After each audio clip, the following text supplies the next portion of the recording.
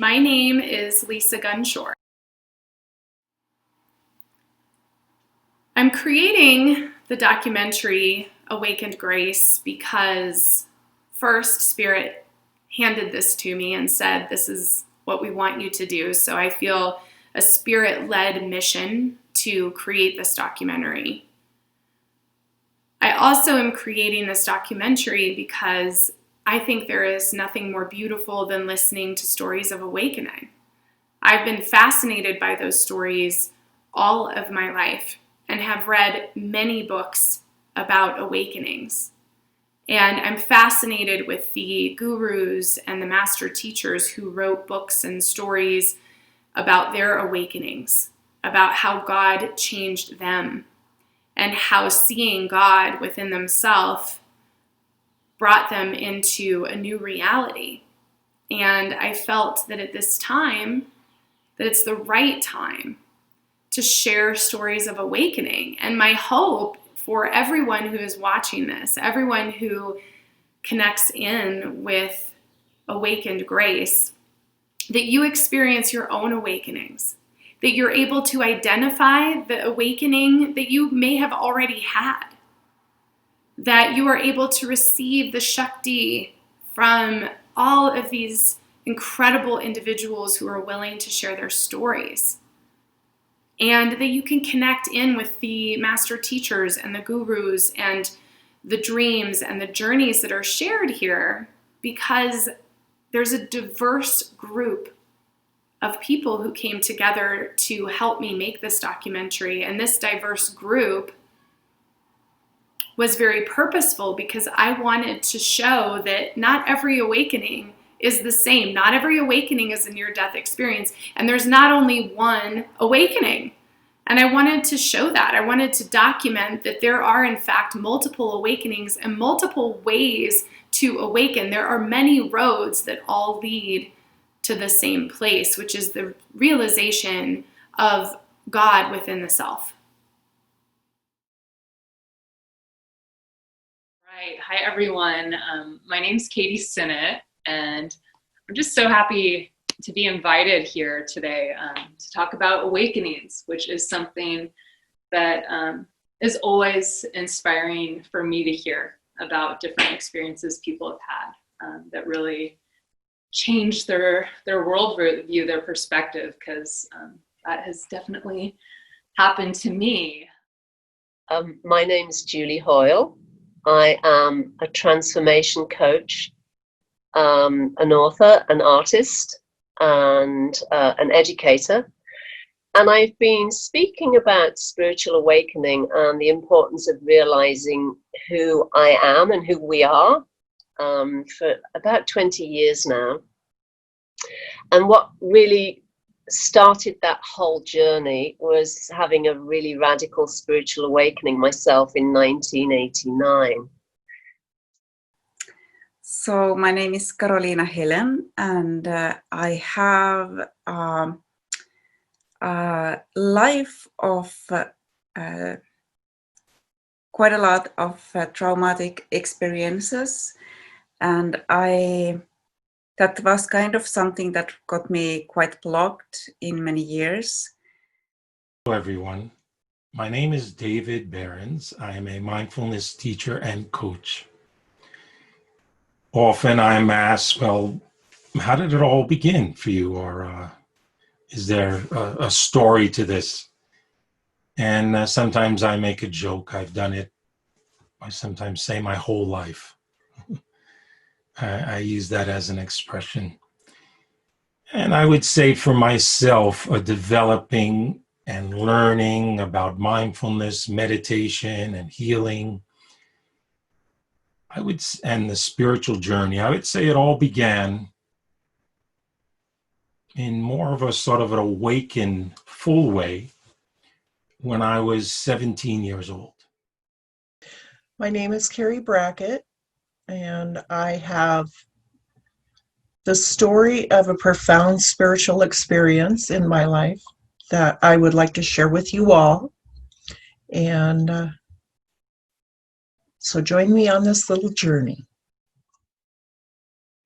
My mom is like a powerful Christian woman of God, and she has visions and dreams and gets spoken to. And so, this is back in the 70s. So there's no like, you can't tell if it's a boy or a girl or when you'll really be born.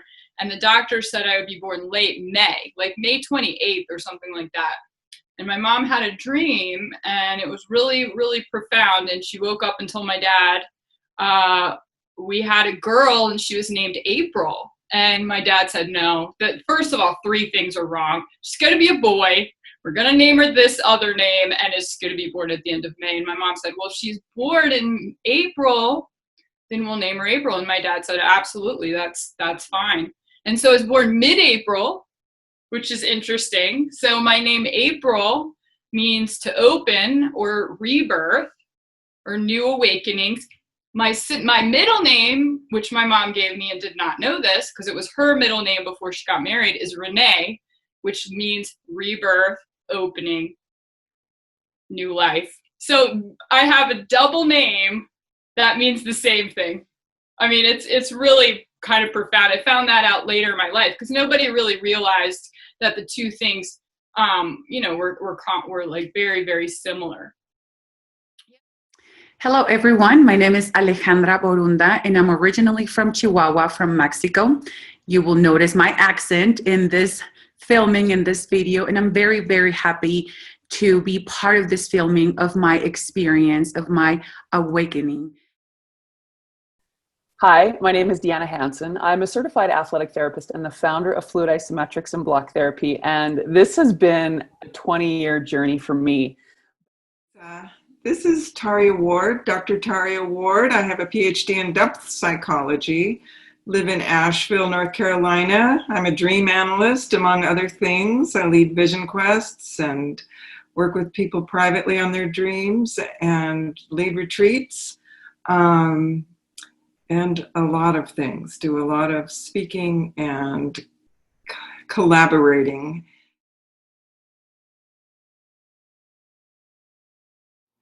How do you know when you've had an awakening? An awakening can be a very specific moment in time, a dream, an experience, a near-death experience. It could be suffering. It could come through pain. It can be simple. It can be complicated. But how you know when you've had an awakening is that after that moment in time, suddenly you see the world differently. You may have different desires. You may completely change course in your work, in your relationships, in your life. And again, they're subtle. They're little steps that you can take, little unfoldings. Some say it's peeling back the layers of the onion or the opening of the lotus flower. But from that moment in time, you can usually pinpoint from that moment of awakening how everything in your life began to change. So the whole word awakening has always intrigued me, and I always thought that you can't have an awakening without losing your whole way of life. Like, people say how they had an awakening and then they got divorced and they separated from their family and they had like a whole new way of life and moved to a different country. And so I've always been so terrified of that. I'd be like, no, but wait, there's got to be another way to awaken. I want to be able to have a soft awakening where I don't lose my partners and my loved ones and everything. Yeah, so my mom used to tell me, or still tells me, that when I was little, I would literally be talking to Jesus. Like he would be in the room with me and I would be talking to him like anybody else was around, And I would be like, you don't see him? He's right here. I don't remember that because you know how kids are. But, like I feel like interestingly,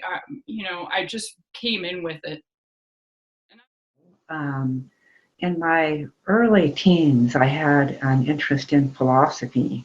You know, some of those bearded kinds of gurus that were then around back in the 70s and early 80s. And I was attracted to the material and the philosophy of the time. And I think it's because I came out of such a heavy religious background. So something more grounded was very appealing to me. But I had trouble digesting some of the material. My brother was pretty philosophical, and he would have some material on the books and things on the table. Oh, and I'd start to read some material and be interested. But I couldn't really digest that at the time. What happened is, since birth, I felt a discontent for the things of the world. I couldn't specifically say what it was that I was looking for, but I knew I was looking for something or someone who could show me the truth. And, you know, I couldn't even necessarily put into words what I thought the truth might be. But it was there. It was kind of an undercurrent that ran through everything in my life. Now, in addition to that, I used to have really dramatic out-of-body experiences, lucid dream experiences with angels and with departed loved ones. I was really very sensitive and, you know, had psychic abilities and all of those things, which would happen very frequently. And I remember that when I was around 14 or 15 years of age, I remember looking up to the sky and saying, I can't deal with this. You have to take it away. And what I was referring to was taking away these gifts because it felt overwhelming and I didn't know what to do with them. So those gifts closed down. Then fast forward to when I was in my 30s, my husband and I moved to Nassau in the Bahamas when, 1980, around there. And, you know, like everybody else's fantasy of what the Bahamas would be like, you know, tropical paradise, and, you know, it'd be amazing and it would change my life and all of those things. And all of that is true. The Bahamas is beautiful. The ocean is amazing. The colors and the vibrancy of the islands, you know, is indescribable. You know, we had a boat. We used to go boating and skiing and snorkeling and doing all kinds of fun things. And, you know, we were members of all these different groups, and there was a very strong sort of social vibrancy on the island. But still, there was this feeling in me underneath everything that this really wasn't it. And I remember I would go to parties and events where I would look into the eyes of the person that I was meeting, a new person, and I'd be looking for some recognition that they had what I was searching for. And what would happen is I'd come home feeling, you know, really disappointed because I wouldn't ever find anybody that, you know, could reflect that. Then what happened is I started to have a back problem that got worse and worse and worse, to the point that I was on bed rest for, I think, around 7 or 8 weeks, maybe even longer. And I was in agony. I couldn't get out of bed. I could hardly dress myself. I think I went to see 6 or 7 doctors, and they would prod me and, you know, check me over and give me painkillers, and it just wouldn't take the pain away. The pain was unrelenting.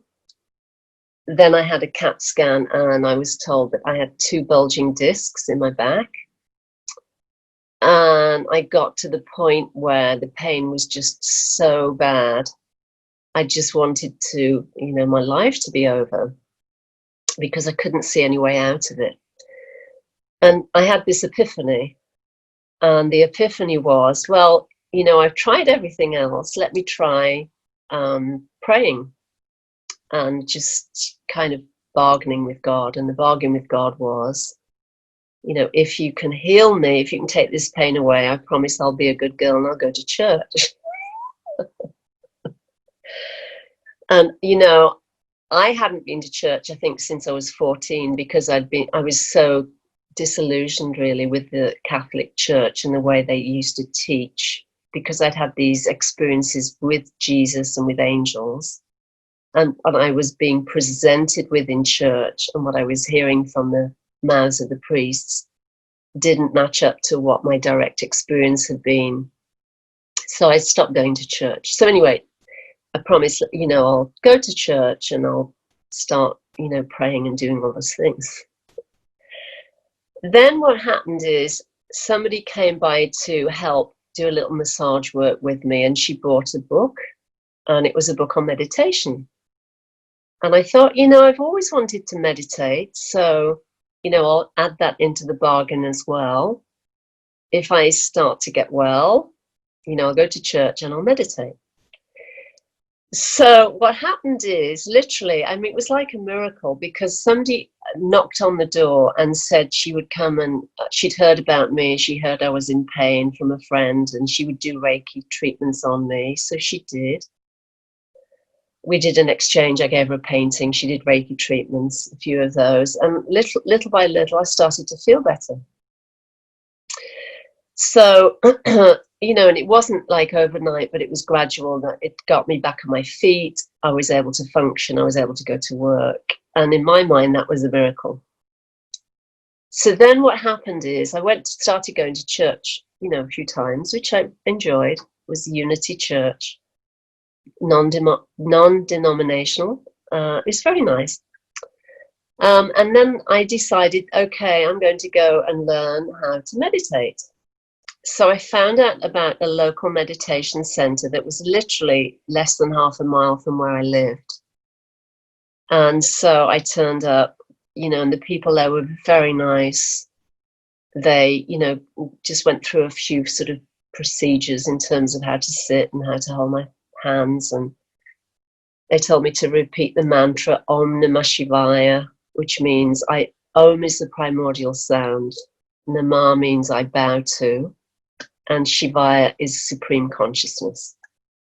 So I was essentially saying, I bow to the light within me, or I bow to supreme consciousness within me. So I went, I think, 3 or 4 times, but, it felt like a disaster, because I really couldn't sit still for more than 5 minutes. So I'd sit there and look around the room, and I would just get really uncomfortable, and I just couldn't meditate. So what I did instead was I opened my eyes after 5 minutes or so and started looking around the room and looking at everybody's face. And I think, oh, look, Jeff looks really still. He must be meditating. And oh, look what this one is doing. Look what that one's doing. So I wasn't meditating at all. But because I love the people, and after we'd had these meditation, mine was a non-meditation, but they meditated practice, we would have tea and cookies. And I would chat to them, and they were professional. They weren't like kooky or weird people. And that meant a lot to me.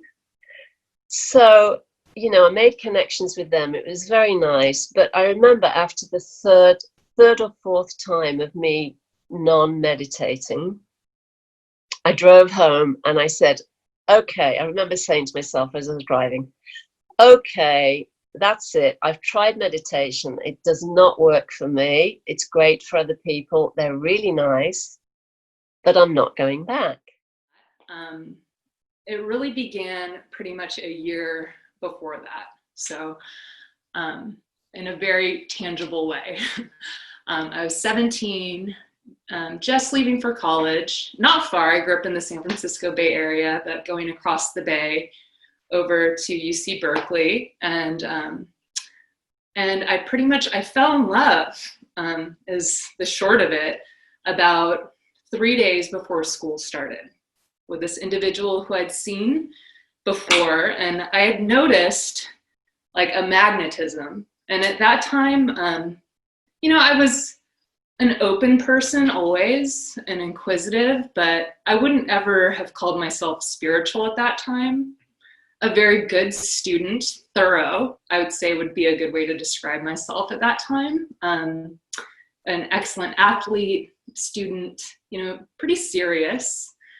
And, but, you know, I felt this pull with this person before we actually, and it's like we were circling around each other for a few weeks, and all of a sudden we came, you know, face to face, and pretty much it was this immediate falling in love that I can't say lasted very long, but enough for me to go through a big experience of, and that maybe that was my first awakening of sorts. Just a whole host of new things started happening to me through knowing this person.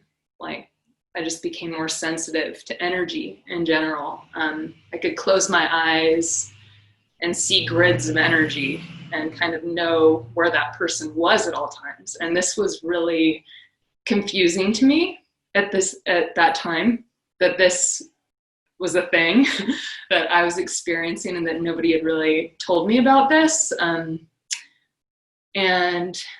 But also exciting because there was the element of love with it. And so I experienced that for a few months with this person until that dissipated. And it was quite intense, especially just starting school at this new place. I was participating in my classes and all, and meeting some people, but I was much more interested in this other interaction with this person, and also the world that seemed to come alive around me in all sorts of different ways. It was a leveling of kind of priorities and values, I guess. I just became much more interested in this very alive and interactive world around me that seemed to be switched on like a light switch when I met this person.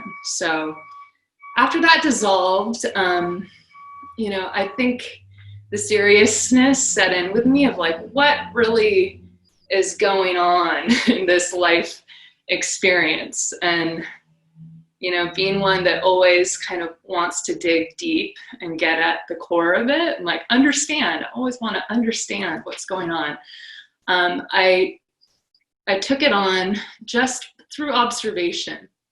And when I look back at myself at that time, you know, I changed the way I dressed and looked, just becoming much more neutral, I guess, in my expression, and an observer of life around me, just looking for answers everywhere. And just in a very vague question at the time, like, what is this all about? What are the rules? Are there rules?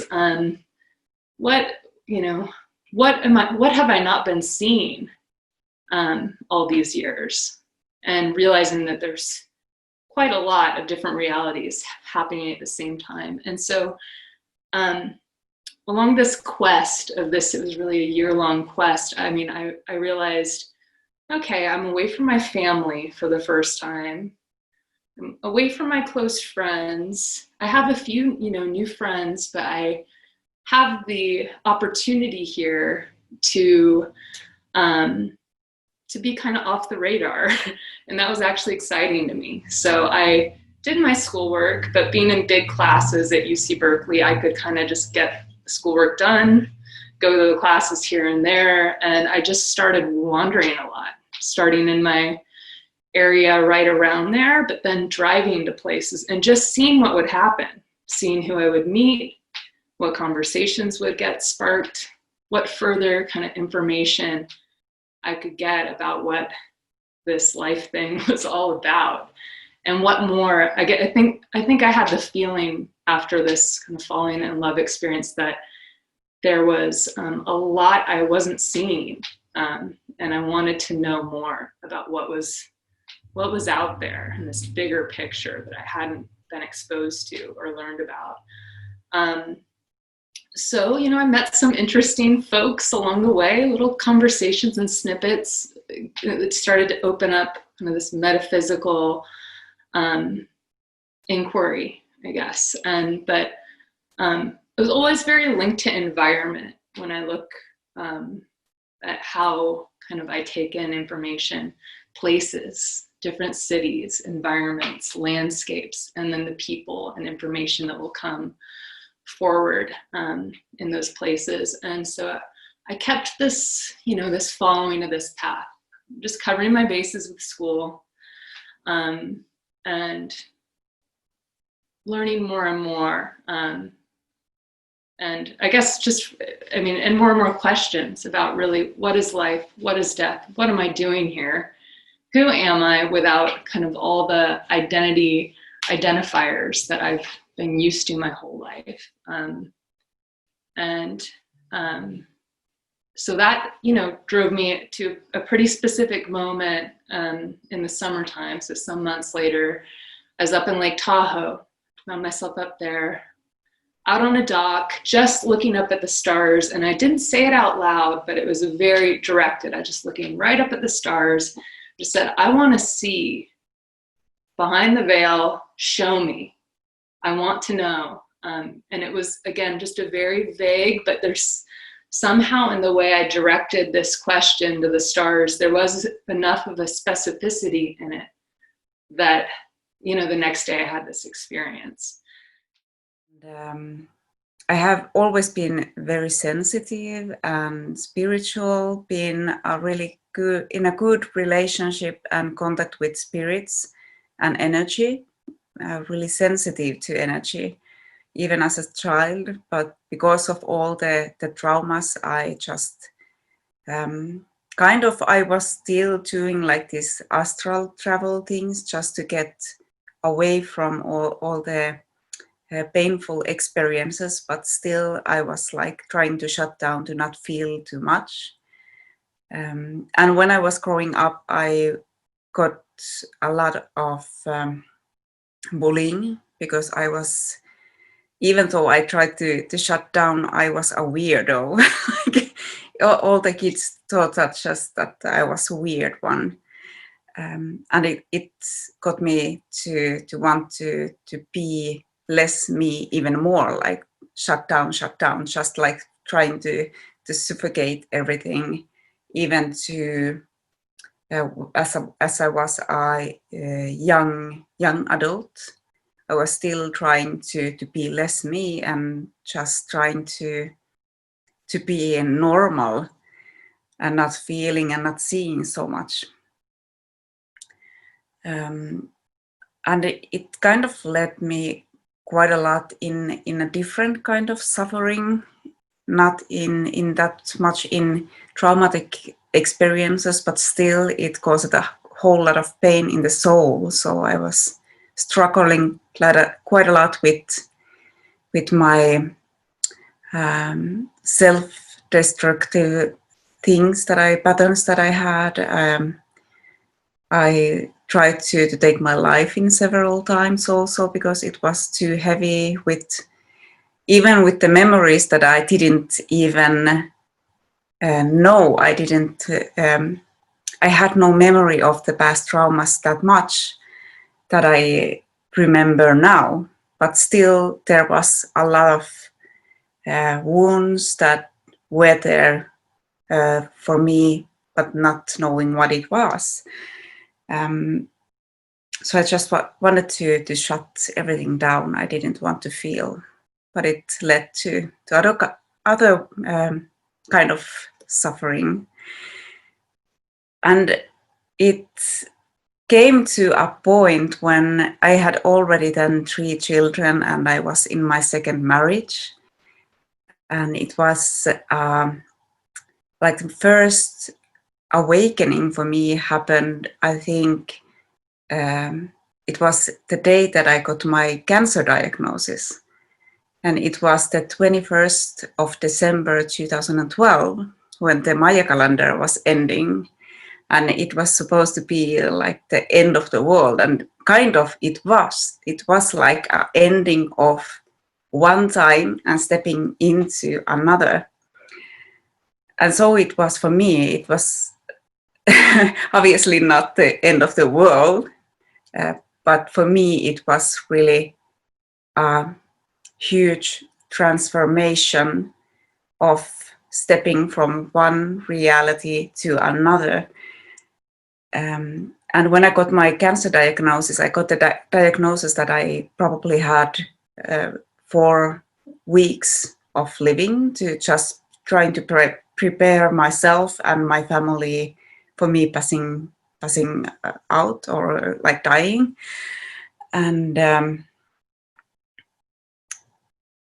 I guess there is a ways of reacting to this kind of news. Someone would have got totally desperate or maybe even giving up or panicking, whatever. But I just felt so calm. I was like, it was such a relief. I have tried to figure out what the relief was, but I suppose that there was, like, for first time in many years, maybe never, there was someone who actually was not trying to minimize my pain or my suffering. So I kind of got like, okay, I'm not nuts. I'm not going crazy. I knew that there was something wrong, something that was going on in my body. And I got the diagnosis that there it was.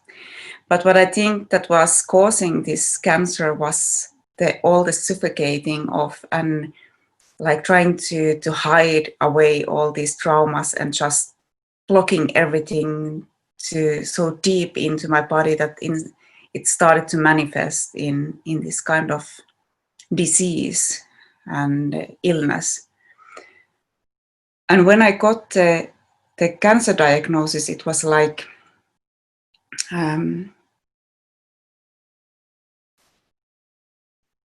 it was kind of, for me, an eye-opener of how much I had been living like a theater, like in a role that was not really me. I could see really clearly that this person who has been living my life, that's not me. That's just some kind of empty, hollow shell that have been running my life. And now is my time to step into to be me and to really let all of me be there. And in that process, I got really in love with life. It was like opening these different kind of views there. Everything was so clear. And it also learned me so much of this being in such a deep gratitude of every second of the life. Because I had 3 young children and I wanted so much to be present in every second they were home. I wanted to just be there, to be fully there. But it also kind of kicked up my to next level creator, because I started to create a whole lot. I started to painting. I was feeling so alive, even though I was dying. So it doesn't maybe make any sense for someone else, but for me it was like, it was a Kickstarter. It was like, doo-doo, and now you are alive. But still, and in the first, the journey was really rocky, because there was some things that I needed to really realize before I started the healing process. But I didn't give away my power. That was kind of also an awakening moment, because I didn't give my power away to the doctor and didn't just adapt the death sentence of, okay, here is your last days, so just enjoy. But I decided that no, this man is not saying when I'm going to die. That's not his decision to make. That's mine. So I kind of sensed the turning point also in that, because I have been living in so many years of victimhood and giving my power away to people who have been suppressing me and giving me traumas and not doing maybe that great things. So the knowledge of that I can be a master of my own power. I don't need to give away my power to someone else to decide what my life is worth. It was a huge moment for me. So that was a starter for me. It was the beginning of the new world and a series of awakening moments. So I have had many awakening moments, and it was interesting to start to look back and really like notice these big epiphany moments when there was like like almost the breath going away just for like expanding inwards, to remembering, to knowing, and to really embracing all that is me, all the history, everything that is there to be. I have always been like real church oriented. I grew up in the Catholic Church, and my neighborhood had like these weird I don't know, like good news Saturday things that were kind of non-denominational church things. I go to all that stuff. Like I just loved it all. Okay, but the thing is, I was in church one time. I was in 8th grade, and it was at the time when my teeth were all mangly. I didn't have a lot of pimples, but I was just so ugly in myself. You know, I felt like I was ugly. I mean, I had really crooked teeth, so I would cover my face when I smiled and stuff. It was rough. And we had just moved schools. I mean, 8th grade just sucks for everybody, I think. I don't know anybody that said, oh, it was my best year. Well, I was in church, and the priest said something about, if you don't feel like you are good at anything, likely your job is to be a light in the world. And every time I talk about this, it makes me choke up. Oh my God. Like there's a song called We Are the Light of the World. May our light shine for all, that they may see the good that we do and give glory to God. And I'm telling you, I was like, you know, sitting there with my family of 7, and I had just started sobbing so hard. Like I just collapsed in sobbing right there in church, and everybody's looking at me like, what is your problem? And I realized that's my job. Like that's what I'm here for. I just knew it for sure. And it was so significant to me. And it was almost like everything just kind of unraveled at that point in a way. I guess like it just kind of burst forth as a flower at that point, kind of knowing that this is my job. And I started really noticing the things that happened that would help me understand how I should live. For instance, like I would get really sick when I'd say something bad about somebody, like my stomach felt terrible. And I realized, oh, I think this is important. Like I probably ought not do that. And so it was like, that was just probably the biggest thing.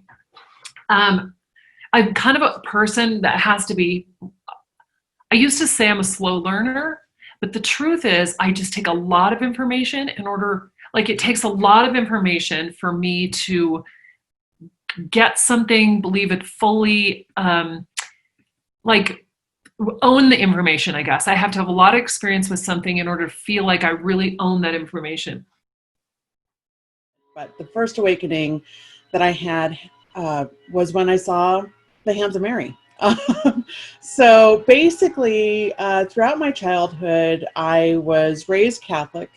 I was brought up to be a very devout Catholic. But I also grew up in a really mixed kind of cultural and spiritual heritage household, in that my mom was devout Mexican Catholic, you know, went to church every Sunday. You go to confession before you go to church. You never, ever, ever miss Mass for any reason. And my dad was raised Quaker, and then they became Unitarian. And now he's like agnostic humanist by the time I was growing up. So he had, you know, I grew up in a household that, you know, basically in order for them to even get married, they had to get a dispensation from the Vatican, because he had been married first, and because he was never baptized, you know, they were able to annul that marriage, so that they could marry. And so literally like the minute they got the dispensation, they went and got married. And so part of the agreement of getting married, though, is that I would be raised Catholic. And so my dad was very supportive of me being raised Catholic. He was a humanist. He was a psychologist. Both of them worked at the state hospital. So both of them, you know, were very, very science-centered. And so I was also being raised with this very rationality. You know, we're performing science experiments at home. We're discussing politics at the dinner table. So a very activist household, and also a very scientific, rationality-based household, but yet also still Catholic. And I went to Catholic school in elementary school. My teachers all thought it was weird that I used to have conversations with God when I prayed. They didn't like that. And they kept telling me how, like, no, that's, you know, that's selfish, that, you know, they started labeling it in all sorts of different ways. But for me, it was just a conversation. And honestly, a lot of the conversations I was having with God or Jesus or whoever in my prayers at night was, I can only do this much. Can you meet me the rest of the way? And it was always this agreement of, if I couldn't do it all by myself, then at least get to this point, and then kind of God or whoever will take it the rest of the way. So that was the basis of a lot of my theology growing up, was I had this really intimate personal conversation with God every night. But being taught that, no, God, you should fear God, and God-fearing and everything else, and we had religion classes in school. So by the time I was growing up also in a household where my mom was a whistleblower and went after, you know, basically told the truth about what was happening, some abuse that was happening, and was heavily disciplined for it. So she was fighting that. So in a lot of ways, my mom was not able to be very, very available to me growing up. I was technically an only child. My dad has kids, but I really didn't interact with them too much. So I was kind of on my own, imagination station, you know, that was how I lived. And I kind of burrowed into all of those things that could help comfort me and soothe me, because my dad was doing his stuff, my mom was doing her stuff, and then I was just kind of on my own. And so as part of her awakening, she ended up going to Lubbock, Texas, where Mother Mary was supposed to have been appearing. And this was, I think, 1988-ish, when she went, and she witnessed some miracles. It was really affirming for her, really strengthened her faith. But from there, she learned about Medjugorje, Yugoslavia, where 6 kids had been seeing the Virgin Mary since June of 1981. And so as part of her pilgrimage, we got to the end of some of her court cases. We got to a stopping point, and she decided that she was going to go to Medjugorje. And she, you know, like, I remember we went to a talk at our Rosary group in March of 1990. She made the decision in 2 days. And my dad was like, "You're not going to a communist country without me." And I basically said, "You're not going to a communist country and having a religious experience without me." So we all went. All 3 of us went to a communist country. Later in my life, I studied philosophy as part of my degree program. And in fact, I was at one point looking at a degree in philosophy, or a minor, I guess is what I was going for. And so I studied all the gamut and all the variety of the ancient philosophers, the more 20th century philosophers, and looking at existence of God and ethics and responsibility and all of these things. And that also was very appealing to me at the time. And I got involved in a humanist organization and actually had a leadership role where we were talking about, you know, connecting with people. And it was also about ethics and responsibility for ourselves. So I really learned at that time, early in my life, to focus on, you know, I can take responsibility for creating the life I want. I think that was some of my foundation. And then I really had my spiritual awakening that kind of built on that, more like in around 2005, 2006, where I was seeking for, reaching out for something. And I was led to this book in a, I think I said it here. Yeah, it's a book in a metaphysical bookstore. I'll show it here. It's You Are Psychic by Deborah Lynn Kotz. Do you know her work? And I was led to her book, and I learned to use the book to learn to ground and center, and that started opening me up to manage my energy better, because what I realized was that a lot of my struggles was because I was such an empath. So I'm absorbing all this energy that comes around me, and that was around me from people I'm with, from the world, and you know, you probably classify yourself as an empath. For me, it was just really difficult to manage my space. So learning to meditate really gave me a grounding, a foundation to where I could move forward and create the life I wanted. And that the awakenings happen at the degree with which we need them. You know, I had my really dramatic awakenings because I was really out of alignment. And so every day I have like new awakenings because I'm more in alignment with who I really am. But the awakening story I really wanted to share with you today is the awakening that happened for me at the end of 2014, beginning of 2015. And I didn't necessarily see this coming because I had my first awakening in 2008. But what happened was that I began to experience a tremendous amount of traditional success as a healer. And so in like 2013, 2014, I started getting a lot of attention. I got a book deal, I got a movie deal. Everywhere I went in Portland, people seemed to know who I was. Facebook was like, you know, still a more organic scenario. And so people knew who I was from there. It was just like this energy had built and built. For the first time in my life, I was making 6 figures, you know, 5 figures a month. I was like, I've never had this level of success before. I, you know, was getting my nails done every week and my hair done. And, you know, I completely revamped my wardrobe. I became like, I don't even know, this version of who I thought a successful person was, I suppose. And then towards the end of 2014, I started feeling this feeling, you know what I mean? This feeling of like, something's not quite right here, honey. You know, like you wanted all of these things, right? You wanted to make money. I had this, you know, relationship with this younger man, and I had it all over the Facebook. And, you know, I was just like, really, that was something, you know? And I started to feel like there's something more. And I'm missing it right now. You know, I bought a Beamer, you know, all these things. I'm experiencing all these things that I've been programmed to believe make me successful.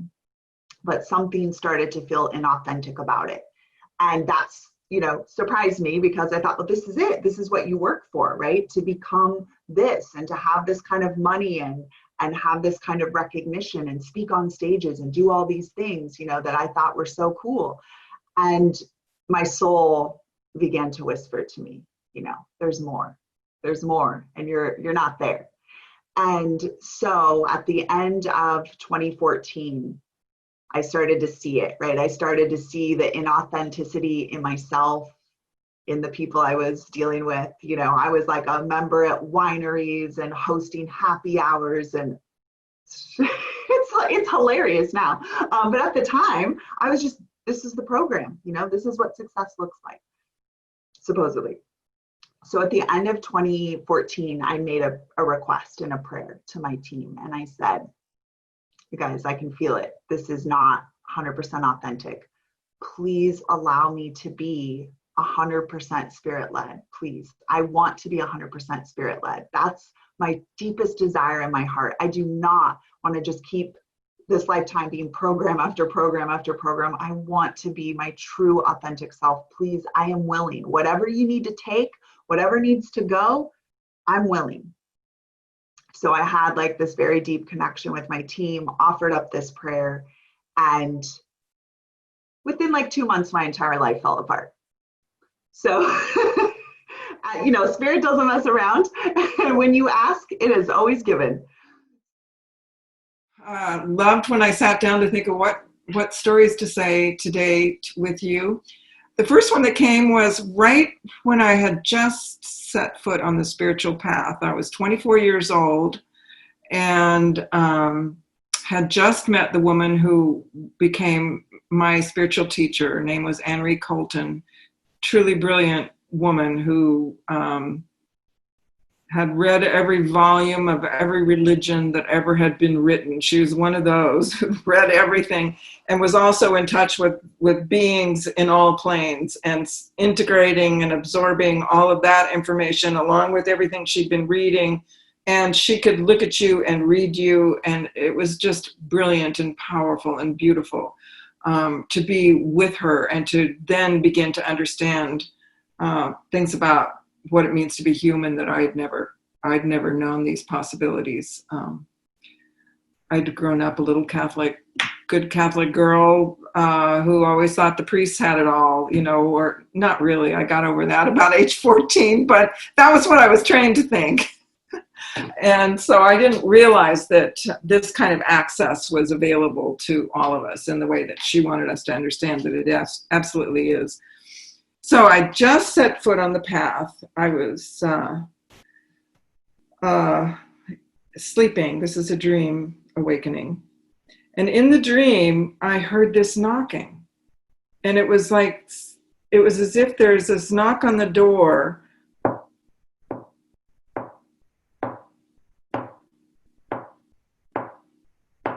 Only it was very ethereal. It was, I wish I could really actually give you the tone of it, but it was knocking, knocking, knocking. And in the dream, I was asleep, and I woke up in the dream and realized this knocking has been going on like maybe forever. And when I woke up in the dream, I was in a glass room, and I was aware that there were like maybe, I don't know, clouds of witnesses. There was a whole world out there that could see me in this room. And I heard the words in my mind, "Behold, I stand at the door and knock." And those are words of Jesus in Revelations. "Behold, I stand at the door and knock." And so I just knew this is really a universal truth, that there is this Christ consciousness, this something that is reaching out to us from these dimensions of consciousness that is always knocking. And it takes us sort of hearing the knock and awakening to it. But the fact that I was in a glass room was big for me, because that's what changed my consciousness, because I all of a sudden realized that there was no such thing as privacy, that I was being seen, I was being observed, I was part of a big cloud of beings and souls who were always with me. And that I think before I'd always had a sense of, if I'm in my room by myself, I'm by myself. And suddenly I had the idea that no, I am never by myself. They hear me, they know me, they don't judge me. I didn't feel in any way afraid or judged by it, but there was this sense that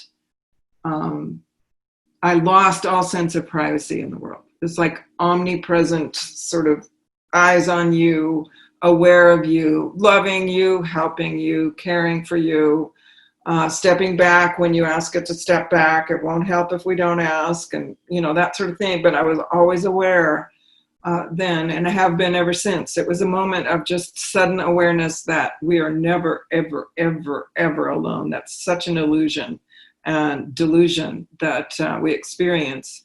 And even our most private thoughts and behaviors. But it's amazing. I've never, because of that, felt judged or worried. It's not like, that in my work with my own shadow or my own sort of things that I wouldn't really want to share with anybody else, that I feel worried or judged by that. So that was a big awakening. I left the next day. I drove back to my parents' house. They weren't there, so my childhood home. And I was there. And I remember just feeling kind of tired and a little bit nauseous almost. And I lay down again in my childhood bedroom, and I laid down and I had a mirror facing me that was reflecting kind of all the shelves in my room with objects, that were still from my different stages of life.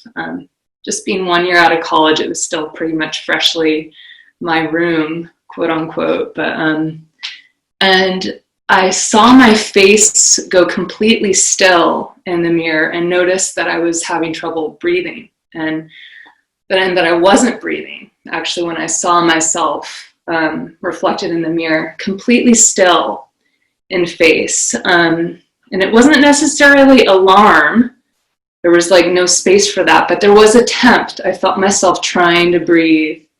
And with each attempt at breath, what was happening. And at this point, it becomes very simultaneous. There's like a stack of different experiences happening at the same time. But I can somewhat make it sequential. But I was attempting to breathe, and with each attempted breath, feeling a swirl come up and through the third eye and out, almost like steam or smoke.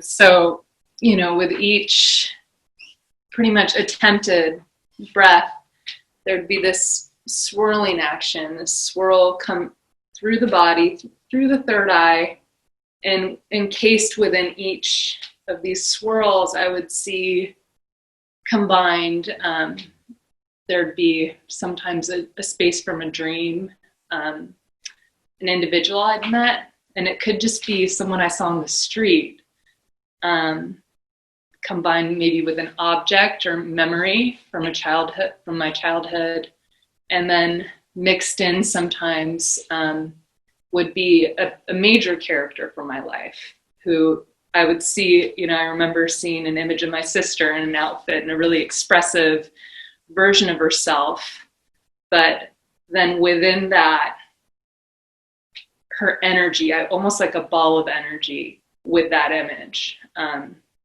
And this kept happening, with each attempted breath, almost like little packages or gifts. They really felt like gifts, and it was incredibly exhilarating and joyous, but I was still trying to breathe, but there was more and more and more and more. And so this just kept happening. And the simultaneous part of this, so at another point, and it might have been right at the same time, I remember seeing in my body just this, again, it was like a energy running through my body and busting through the chakras. Again, chakras weren't something I was totally into at all or vaguely knew about them, but seeing this energy kind of bouncing up and down, and it would revisit some of the other chakras, bouncing up and down, opening up, expanding in certain areas, and then coming all the way up into the forehead, feeling wide open, again, while this swirling was happening. It was a very visual experience, which I think has been part of my journey as well, this is how I experienced this awakening, very, very visual. And, this energy also coming all the way up, out the crown.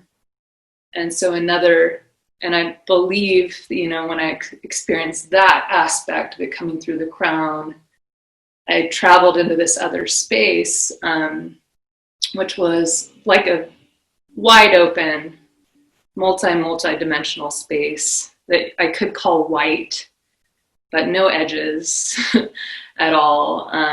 And I felt like I was talking to my shadow. is how I experienced it. And starting to ask questions again, like, have I died? You know, that was the first question, is this death? And I didn't really get a clear answer on that. I did get reflected back to me to look at some books that I'd picked up the previous week, again, on one of these little excursions. I'd gone up to Northern California to a bookstore, gotten in a conversation with a man there, and he'd recommended some books for me that I had yet to look at. So look at the books and assess tomorrow, basically. But and then there were other, I can't really fully remember more of this exchange with a shadow, but it felt like God, the concept of God, but it also felt like myself, really. And so that was happening. And then there was also this experience of just being everywhere all at once. And sitting in trees was like a very interesting piece. I saw myself sitting either in trees or at the base of trees all around the world. And so, yeah, it was overwhelming. And then another layer to all this, I feel like it was all happening at the same time. My consciousness was taking it all in. And then there was the aspect of also still seeing myself in the mirror, just completely still, face still, not moving, and thinking about that it would be sad for my parents, that, you know, that I'm dying or will die, in process of dying. They'll be sad about that, but this is what I've been asking for. This is the most joyous experience. These are the culmination, all the questions I've been asking. And it was very clear to me at that moment, especially, again, all these swirls of combinations of beautiful souls, people who I've known in my life, in this much more expanded way, of them being really just energetic and almost like balls of colored energy that I'd known beyond whatever their form was, that presented with it in this life. And it was very clear to me I'd chosen my parents. That just became a real concrete clarity through this experience. I had chosen my form, and to be this girl. I remember I was looking around the objects in the room and just thinking, oh, like almost laughing about it, like, oh, how funny. This is who I was this time. And this is what she, you know, put on her shelves. And yeah, and it was just, yeah, it was quite a very profound but beautiful experience. And so this all just was happening, and at a certain point I remember trying to breathe again, and this felt like this went on for hours, months, days, just, you know, it was kind of beyond an experience of time. But I do remember at a certain point trying to breathe and choking a little bit, and coming out of it just enough, jarred enough, to start to shift out of it, but it was still very much with me. And so I was scared and wasn't sure if I was dead or not, and knew that was the next kind of thing I would have to suss out. And I just stayed in bed. I fell asleep. I don't really remember, honestly, too much of what happened after the experience was over, except that I woke up. I was all alone. I woke up in the next morning, and just really was very cautious, because I thought I've most likely passed, and what am I going to find out there when I walk on the streets?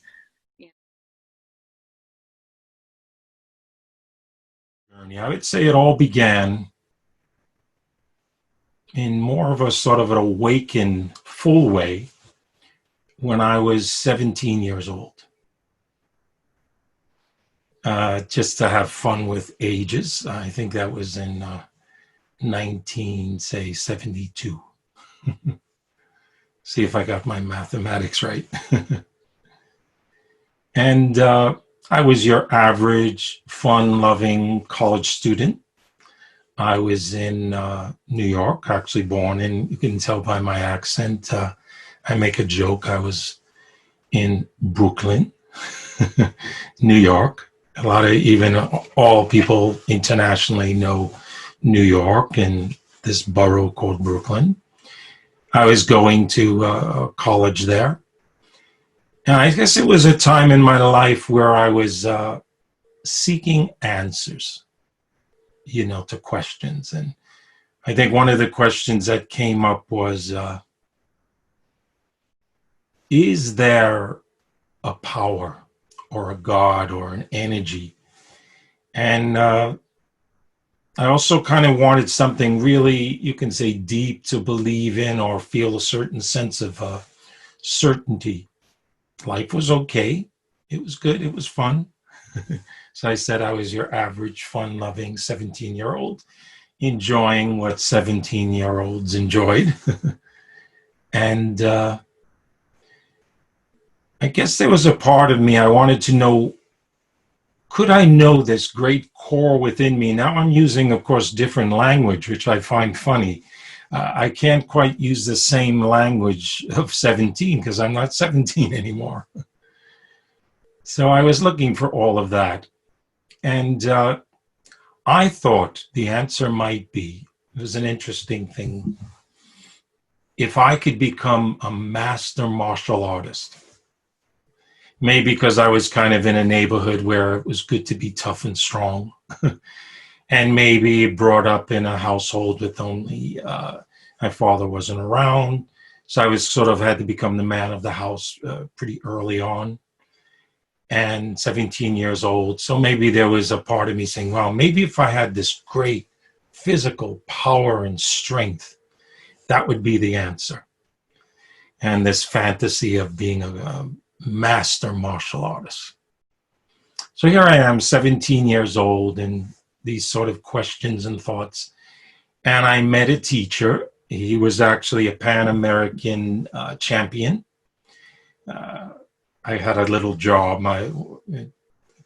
cleaning up the beach near Coney Island. And he was working with some young people and students.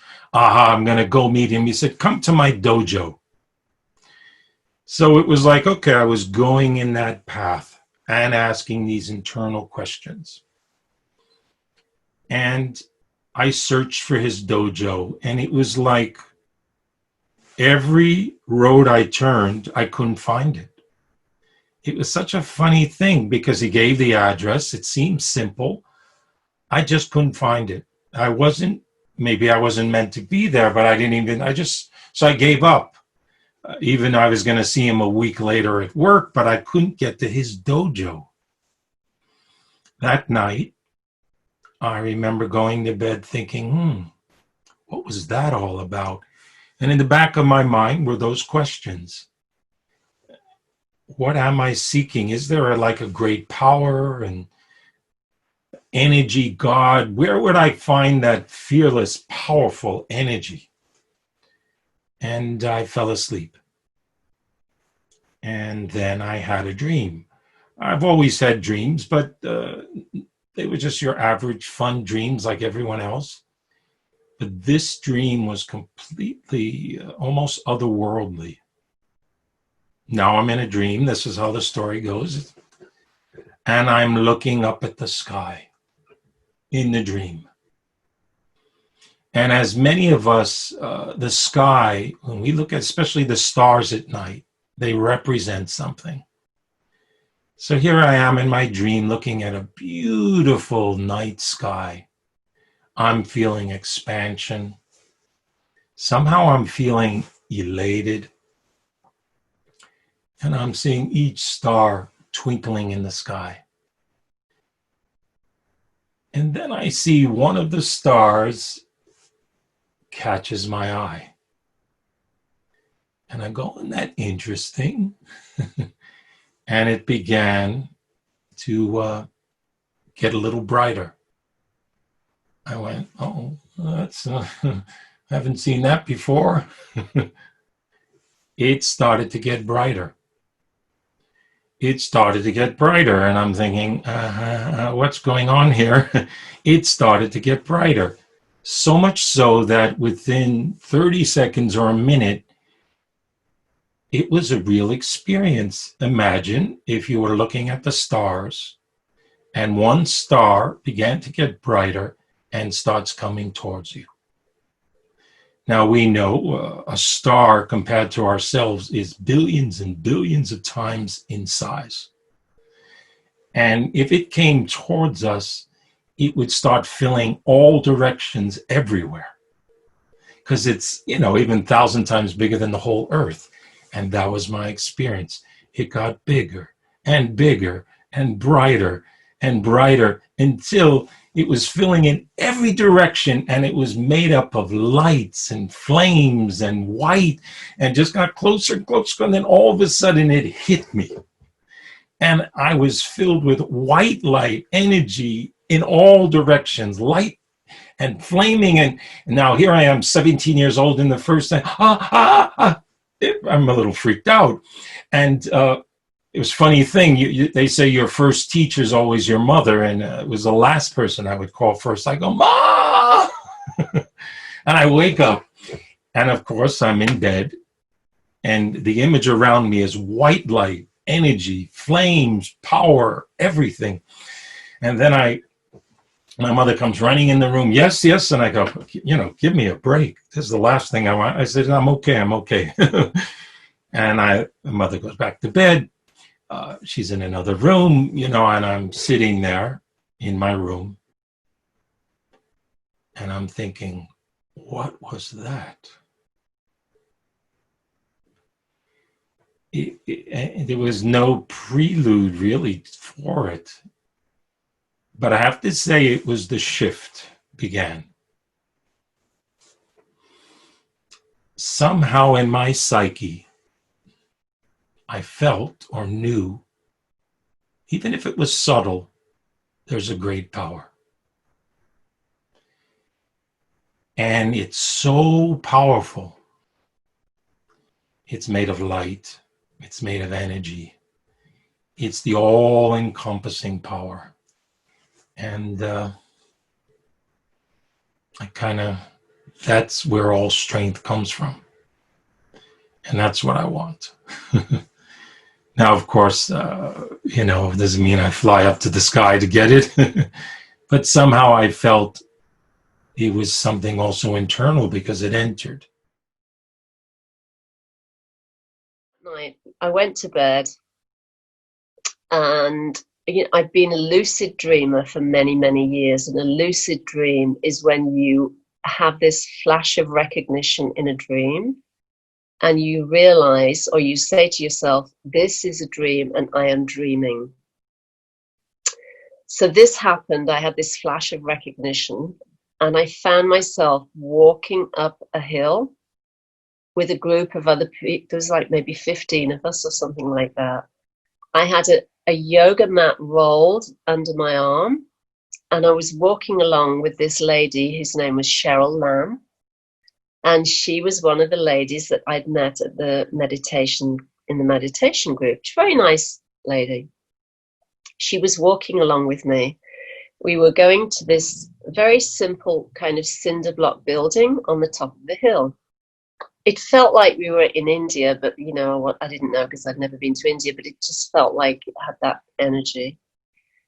So we went into this room, and the minute I walked in the back door, I followed Cheryl in, and I walked in the back door. There was a wooden platform at the back of the hall, and sitting on the platform was this yogi. He was completely naked except for a white loincloth. He had a massive stomach, and he was sitting with his eyes closed. And he looked, in my mind, he looked like a big Buddha. The thing is the moment I saw him, I immediately recognized that this was the being that I had been looking for my entire life. I knew he was God realized. There was no question. It was like everything fell away as soon as I saw him. And Cheryl said, invited me into the room. She told me, lay your yoga mat down. She said, lie down on the floor. So I did. Then she said, close your eyes and repeat the mantra, Om Namah Shivaya. So I did what she told me. I lay down, closed my eyes, started repeating Om Namah Shivaya, Om Namah Shivaya. And after I think the first or second recitation in my mind, I felt a distinct tap on the top of the head.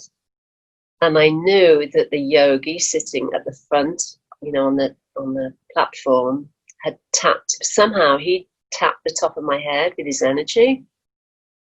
And then my whole body started to fill with the most incredible, vibrant energy that I've ever felt in my life. It was like being plugged into 10,000 volts or something. And I could feel it going from the top of my head down through my entire body. And Cheryl said, focus on the mantra, because it was such an intense experience. She was probably thinking I might come out of it or something. But so I really focused on the mantra, stayed with it, even though it felt like there was burning happening. My whole body, every cell was burning with this energy. And then I started to rise up, levitate off the floor. And then it got to the point where I was literally smelling burning. And it felt like my entire subtle body would burst into flame. And then I knew I couldn't hold it anymore. And I continued repeating the mantra. And then at a certain point, my body just fell and crashed through time and space. And then I landed inside my physical body. I came in through the heart space. And then I sat up in bed. And I realized in that instant of sitting up in bed and breathing, I went, "Ugh," like this breathing in air. I realized I hadn't been breathing the whole time that I'd been in this experience. And I made that sound so loudly, it woke Tony up, and he sat up and said, "What's wrong? What's wrong?" And I said, "I don't know, but my life will never be the same again." Actually, during this cancer also, when I got a really bad pneumonia and was hospitalized for a couple of weeks and got tired over the being in hospital, and I wanted just to come home to be with my family. I missed them so much, and I wanted to be with their own home smells and everything that home is, and to just be able to hug and cuddle and just be with the whole family. And I got permission to go home over a night. But already when I was on my way home, I noticed that my fever was going up. But I didn't want to say anything to my mother or my husband, because I knew that in that case they would have been driving me back to the hospital. So I was like, I'm not saying a thing. So I enjoyed the evening with watching movies and being with the family, going to sleep to own bed, and I was so happy. I was so delighted over the fact to be able to go to cuddle up next to my husband and just fall asleep there. And that night I woke up of a feeling that there was someone in the room. And it was not a terrifying feeling that there is someone in the room, just observation that there is someone there. And the next thing that I noticed was that I was so light, there was no pain in the body. And in that in that situation, or that time with the cancer I had, the cancer was so spread in my body, so every cell of my body, every cell or bone cell in my body was aching. It was, I can't even describe the sense of pain when there is nothing that doesn't hurt. Even the skin was like, I couldn't have clothes on with seams. I couldn't be almost touched because it was so hurtful. And I noticed the feeling that there is no pain. Like, wow. And I felt so light, and it felt like almost like I was hanging from these silvery threads. And I noticed that I'm actually not even attached to the body. I was actually above the body and just like floating upwards. And I heard my husband say that, my love, are you aware of that there is someone in the room? And I thought that I had said to him that, yes, I know, but I had been quiet. But I didn't understand that then, in that moment. But suddenly there was like this kind of like this portal just opened, that there I could just sense that I have access to all the information in the universe. I got access to all my memories, everything that had happened, but I also, the bigger part was like this all other knowledge that were there, like, and I was like, oh my God, this is like a huge library of knowledge, like, sweet, and it's in my bedroom. And then I got this question of that, if you want to die, now it's your time. But if you want to keep on living, if you want to still be in this human life, then you have to choose the life. And I realized how much I have been actually living in the surviving and suffering instead of living life. I was not living life. I was like an empty, hollow bone just floating. And it wasn't an easy decision, because the sense of being so light and not have to be in that suffering anymore, it made it really hard to actually come back. I wanted so badly to stay there, but I remembered that I had promised to my kids that I will not be dying now, not for this cancer at least. Everyone will die someday, but not because of this. And then there came also this other kind of sense of that there is so much that I need to do still here in Earth before it's my time to leave. That I just can't give up, because that would be a crime to my own soul, to my everything that I am. It would be also again to just give away my everything that I am. So I decided to crash back into the body, which was not that delightful. It was aching, it was in high fever. And in that point, my husband also reacted that I was really burning. And my mother came to knocking our bedroom door and asked if everything was okay, because she has got waken up also. And they wanted to, of course, drive me to hospital. But in that moment, I just knew, because it felt like I had got all these tools and all these blueprints, and like a blueprints to activate a totally new DNA. So I was like, well, heck no, I'm not going to hospital. Yeah, everything is okay. Just let me sleep and everything will be okay. So that was totally the moment when I knew that, well, this cancer is not taking me. I'm not giving my power away anymore. And that was a start of, again, something really wonderful and new, because that also like started a or it set in motion this huge series of awakenings.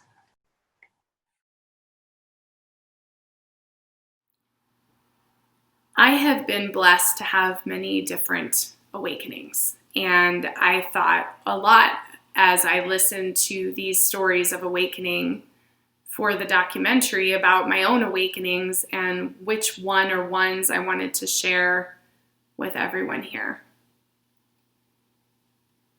The awakening that I want to share happened in 2016. And at this point in time, I had already experienced Shaktipat. I had already been through a series of initiations with His Holiness the Dalai Lama. I had already experienced this explosion of color and light and creativity across my life. And yet, I still was seeking and still struggling with a few things, one of which was my health. And in April of 2016, I started to have neurological symptoms that were not something I had experienced before, even in other health crises I'd been through. I noticed that I was losing an excessive amount of hair, and I noticed that my hearing and my vision was changing, and it would happen in sporadic moments. All of a sudden, I'd have a fluttering in my ear, or I'd have a blurred vision. And then I had an experience where I suddenly couldn't swallow. And I remember this very specifically because I had been to a restaurant I normally wouldn't go to, and I have food allergies, and I thought I was having an allergic reaction. I thought that my throat was swelling up and I couldn't swallow. And I went to the emergency room, and they were unable to identify what was going on and sent me home. And when I got home, I realized that it wasn't a swelling, but in fact, I wasn't able to swallow properly. And when I did some research on this the next day, I realized that this was part of a nervous system issue, that something wasn't right. And to be honest, I went to a very clean diet, and at that moment in time, I had learned how to be disciplined with a no sugar diet to support my health, and I thought that would be the answer. About 4 weeks later, on Memorial Day, I decided to run a 10K in Boulder, Colorado, called the Boulder. I'd done it 3 times before. This was the 4th year I had done it. And I was definitely not feeling myself. And about halfway through this marathon run, I started to feel very weak and fatigued. And I had to walk. And by the time I crossed the finish line, walking, I did complete it, my legs were completely numb to the touch. When I pressed on the skin, I couldn't feel them. And I was incredibly fatigued, and I knew something was really wrong. And I went straight home, and I ended up going to bed, and I slept for, 15 hours or so. And from here, it was just a series of collapse of my physical body.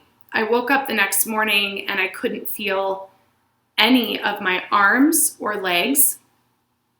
And to be clear, I could move them, but they felt like they weighed 1,000 pounds. It was like dragging sandbags across the room, and I could barely walk because I was so heavy and everything was numb, and clumps of hair were falling out of my head, and I began to panic. And no matter what spiritual tools I had at this point, the meditations, the initiations, all of these things, I knew that I was scared and I was facing something that I had never faced before. And I was very blessed to have a functional medicine doctor, Dr. Jill Carnahan, to go to, who had helped me in the past. And I got in right away. I went into her office, and she has the sweetest, most compassionate smile, and I'm dragging myself into this office because I can barely walk, and I'm crying my eyes out. And she told me, we're going to get to the bottom of this, and it's going to be okay. You're strong, and you've been through this before. And at that point, she told me that she had had a similar experience, which was very synchronistic, and that she felt that I was experiencing an exposure to toxic mold. We ran a series of tests, and within a matter of days, I received information that I had been exposed to toxic black mold, and that I did have an HLA genetic SNP in which I exposed to toxins, toxicity, especially toxic mold. It causes my immune system to overreact and essentially shut down. And so now, looking back, what I can tell you happened at that point is my immune system was no longer able to detox from the mycotoxins from the mold, and it had overwhelmed my nervous system and created peripheral neuropathy on about 85% of my body. In addition, it had shut down my glutathione production, and I was bedridden. The only way to handle this is a massive detoxification process, and before that happened, I had this experience of awakening. This is about 3 weeks into this entire mess, and I had received information about the mold. I knew what I needed to do to heal it, but my body was shutting down so rapidly, and it had created a massive thyroid problem. I was experiencing Hashimoto's to the point that that is why all my hair was falling out. And I laid in bed, and it was late. It was probably 11 or 12 at night. I mean, it was close to midnight. And I was laying in bed. I couldn't feel my legs. And I was experiencing twitching from my nervous system. So it felt like lightning bolts were striking my body, and all of this pulsing energy was like shocking my body. So I was like being shocked over and over again. And I could feel my head twitching off to the side. Like there was this constant wave of energy and this twitching happening, and my hearing left. And so I laid in bed, and I couldn't hear, and I couldn't feel my legs, and I was completely alone. And I remember thinking, I'm going to die. It's going to happen. And I'm by myself, and no one's going to know. And so I sat there with my body twitching, unable to move. And I thought how silly I was being afraid of death. I'm a medium. I talk to people who are on the other side. Here I'd gone to all of these initiations with the Dalai Lama, and I thought, this is so silly. Why would I be scared of death? And I was so afraid. And so I asked myself, what would His Holiness say to me right now? And I heard his voice in my head, and I heard his laugh. And I heard him say, what happens if you die? And he just laughed, his laugh that's so amazing. And I thought, what would happen? if I leave right now this planet at this time? And in all the fear, I thought of my life. I thought of the loves that I'd had. I thought of the places I had traveled. And I thought of this particular moment in 2011 with His Holiness, where I was able to come in. I had heard that he was going to be chanting early in the morning at like 4:30 in the morning at the Verizon Center at the Kala Chakra in Washington, D.C. And so I went early. I was a volunteer, and so I was able to get in. And I sat about 10 feet from the Dalai Lama, and one other Lama was with him. I wish I knew who that was, but I don't. And they were just chanting. And the entire Verizon Center lights were off. The only light that was on was shining on the stage where he was sitting at the altar chanting. And I thought of that moment because it was such a blessed moment. And I even wrote in my journal that day in 2011 that if I died, I had had this moment with my guru. And so I thought of that moment, and I thought, there's really nothing to be afraid of. And if I go, it's going to be okay. And at that moment, this calmness, this ocean wave of calmness rolled over my entire body. And I felt more at peace than I have ever felt in my entire life. I felt so much calm and peace and joy and just this overwhelming stillness.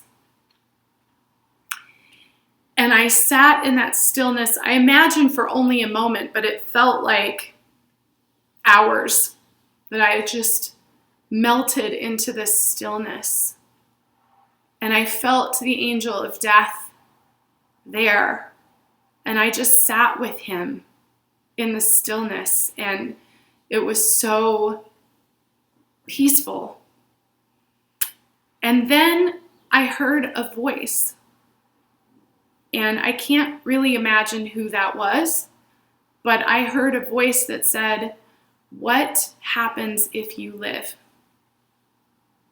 And at that moment, I felt this energy rise inside my heart, this empowerment, this drive of if I live.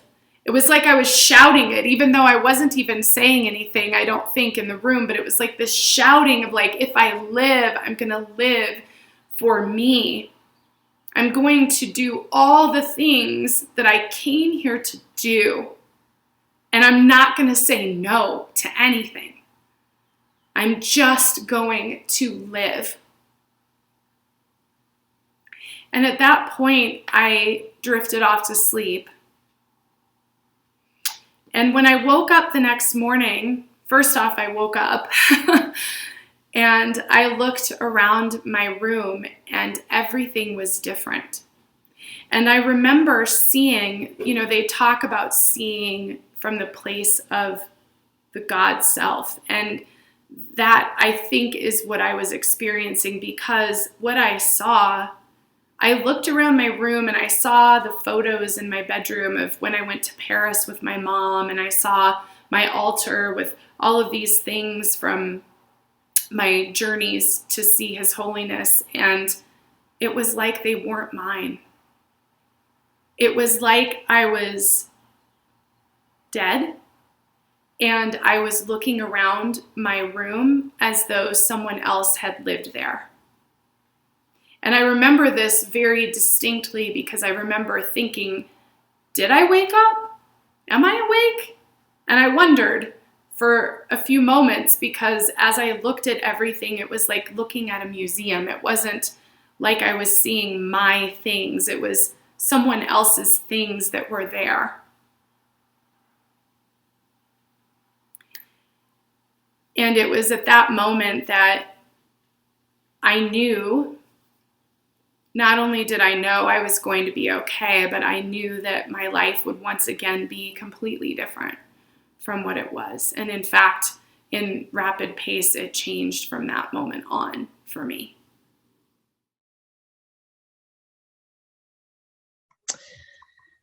Today, I was guided to share about my own spiritual experience. And Lisa shared something yesterday that has been knocking at my door for quite some time. And it aligns perfectly with my story and so many others, I'm sure. It begins some 30 years ago, after living in the darkness and the shadows for many, many years, most of my life. I awoke one morning with this oh so familiar feeling, the feeling of nausea and head pounding, and I was unable to grasp why I had even set foot into a new day. For the night before, I had attempted suicide, and it was a very serious attempt. And when I woke in my bed that morning with all those familiar feelings and the feeling of hopelessness and despair and unlovability and darkness, I looked in the mirror at someone I hadn't seen for a long, long time. And what I saw looking back at me was this spiritually bankrupt being. And I said a simple prayer. And the prayer was, God, help me. And this loneliness that had been embedded in my heart and soul was such a burden to me.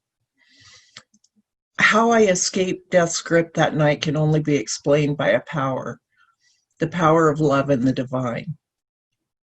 And thus began my journey, that simple prayer that anyone can ask. I've been told that if we ask, we'll receive. And I had been asking God. I had been asking God to pay my bills. I'd been asking God to deliver my groceries. I had been asking God for a new car for Lord knows how long. And what I was asking were things that I could have provided myself. I had failed to do the footwork. I had failed to rely on a power greater than myself to put in front of me what I needed. And when I prayed that simple prayer, help me, help arrived. And it arrived in many forms. It arrived in what I call my angels in earth suits, who are people like Lisa and like-minded people and all of our community that we have, that Lisa so graciously provided. I emerged from the dark and into the light, but to do that, I had to go through a process. And I think it's important that we all recognize we have a process.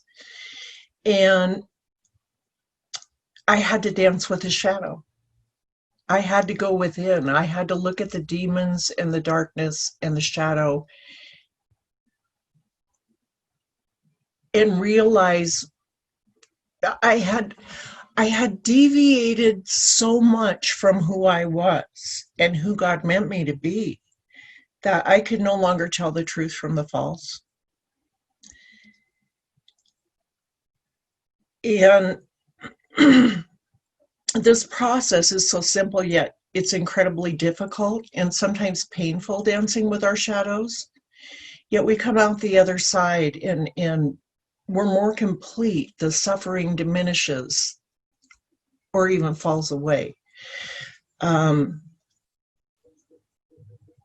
new reality of light was revealed to me. And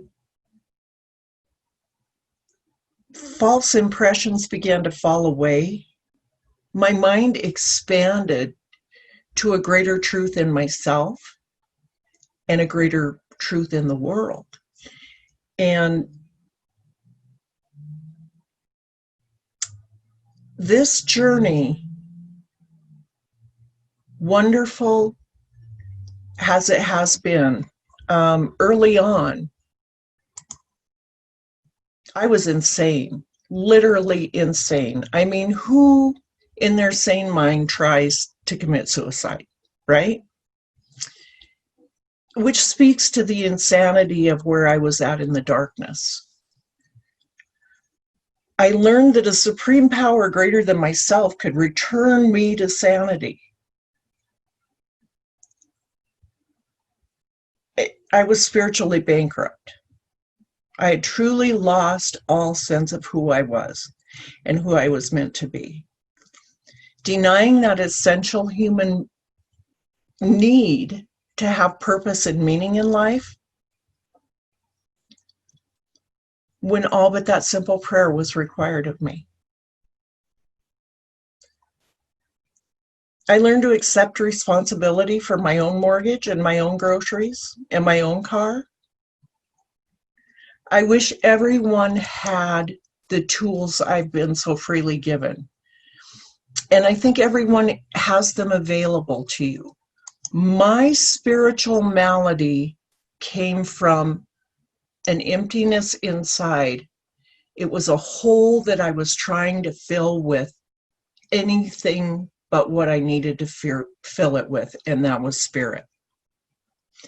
I was hungry, lonely, angry, tired, all the time, with this looming sense of dread and loneliness that was pervasive in my life. Well, fast forward some 30 years, and today my life is 100,000 times better than I ever imagined it could be. And I believe everyone on a spiritual path, whether you choose to call it God, the supreme being, the great spirit, it's all spirit, and it lives within us. And it will nurture as we heal. As we emerge from the darkness and into the light, there is no greater feeling. I have, I've learned to walk through fear, and I learned some important things about fear. There are two kinds of fear. One kind of fear is fear of the unknown. It's fear of the future, and it's not real. Whatever I can create in this brain around that fear never comes to fruition the way I created in my brain.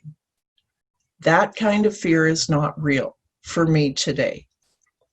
There is the fear response that our body and spirit gives us that tells us we're in danger and at risk of dying. This fear is real. This fear is real when we're hanging on to with every fiber of our being to something and risk falling off the edge, literally falling off the edge. That fear is real. And very seldom is fear a real thing. I don't fear hell as theology makes it. I've been there. I've been there in the darkness. And it's not real. When the pandemic started, I had this feeling of unease, but it wasn't about the future or what was going to shake out with all of this. It was about, why am I not afraid? Why do I sort of feel like I'm looking forward to the future? I'm looking forward to our communities and our earth feeling 100,000 times better than they did yesterday. And looking back in 30 years going, wow, 2020, what a ride. My life is 100,000 times better than I ever imagined it could be. So if I take responsibility for myself and protect vulnerable populations in any way I can. Personally, that's the only thing I have control over. I can be of service, and God will take care of the details. God is the details. Spirit is the details. And Spirit will guide us what to do next. If we just put one foot in front of the other, do the next right thing, we can make a change, a positive change. So literally, you know, the book tour fell apart. I fired my publisher, broke up with the guy, stopped all the like, I'm speaking, I'm doing this, I'm doing that. I got out, you know, the winery was like, hey, do you want to be part of our marketing TV camp, whatever? I was like, no. I just like everything, just unhooked from everything. And I can say I did it, but really it happened, you know, simultaneously, that Spirit just started making it very clear. This is going, these people are going. You know, I had a whole community of clients I was serving. That all went away. Like everything went away. And it was just me. It was just me and me, which I had been avoiding, right? Like that's really what the questing for success was. I was avoiding me, the true me. I'm going to get emotional talking about this. Literally, they cleared the space in my life so that there was nothing for me to do but sit in meditation and be with myself. I literally spent 6 months in meditation, not going anywhere. I went to the grocery store and the gas station. That was pretty much it. I was in meditation and I began to channel, which is not something I was trying to do or had done before or was something I wanted to do. Literally, all I could do was sit in meditation. I was so raw because I had been avoiding myself for so long. And so now that I had given permission for this to happen and they had cleared the space, I was so sensitive to everything that all I could do was just sit in meditation. And as I sat in meditation, I started hearing wisdom. And then I had one specific moment where I was with family at the coast and I started having an anxiety attack, what we would call an anxiety attack, right? That's what I thought it was. And I was like, what is going on? I stopped taking pharmaceuticals a long time before that. So it was just me and my fear. And my team said, go sit in meditation. So I left what was happening. I went and sat in meditation for about 30 minutes, just felt it move through me. At the end of that, my team said, open up your laptop. And I was like, okay. So I opened up my laptop, closed my eyes, and my fingers just started going. And all of this information started coming through me. And I had no idea what was happening. I just went with it because it was the best feeling I had ever felt in my life. So amazing. And I started posting it on my blog because I didn't know what it was and I didn't know what was happening. And they said, just share it. So I just started sharing it. And then people started saying, I had this healing or this happened and I felt this energy when I read this. And you know, we've channeled 4 books since that time. But it completely changed my life. And it was the hardest 6 months of my life because everything that I thought was real and mattered didn't matter. And I was to the place where I was like, I'll work at a grocery store. Like, I don't care. I don't need to be a healer. I don't need to be an author. Like, I don't need to do any of this. Like, I just need to be in service to the divine. That's the only thing my heart truly cares about, is to live a devoted path to the divine. And my team was like, no, you're still going to do this. You're just going to do it in a more authentic way. And my life has never been the same. And it's been consistently more amazing every day because I'm willing to surrender. So now my awakenings don't have to be so traumatic because hopefully I'm not living those programs as fully, right? So every time I see a program, I use my tools to unhook from it. And it's just so powerful. Let me start a little bit with the time before the awakening, to put the awakening in context. So when I go back to when I was 6 or 7 or 8 years of age, I was awake. I was awake. I was an entrepreneur already at, 7, 8 years old. I used to raise baby mice and sell them at the pet store. I always tell people I wish I would have known that they were being fed to the snakes. Was an important entrepreneurial lesson. But my point being that I've really come full circle. I call it the 360 to who I already was. So when I look at myself at 6 or 7 or 8 years of age, I was that entrepreneur.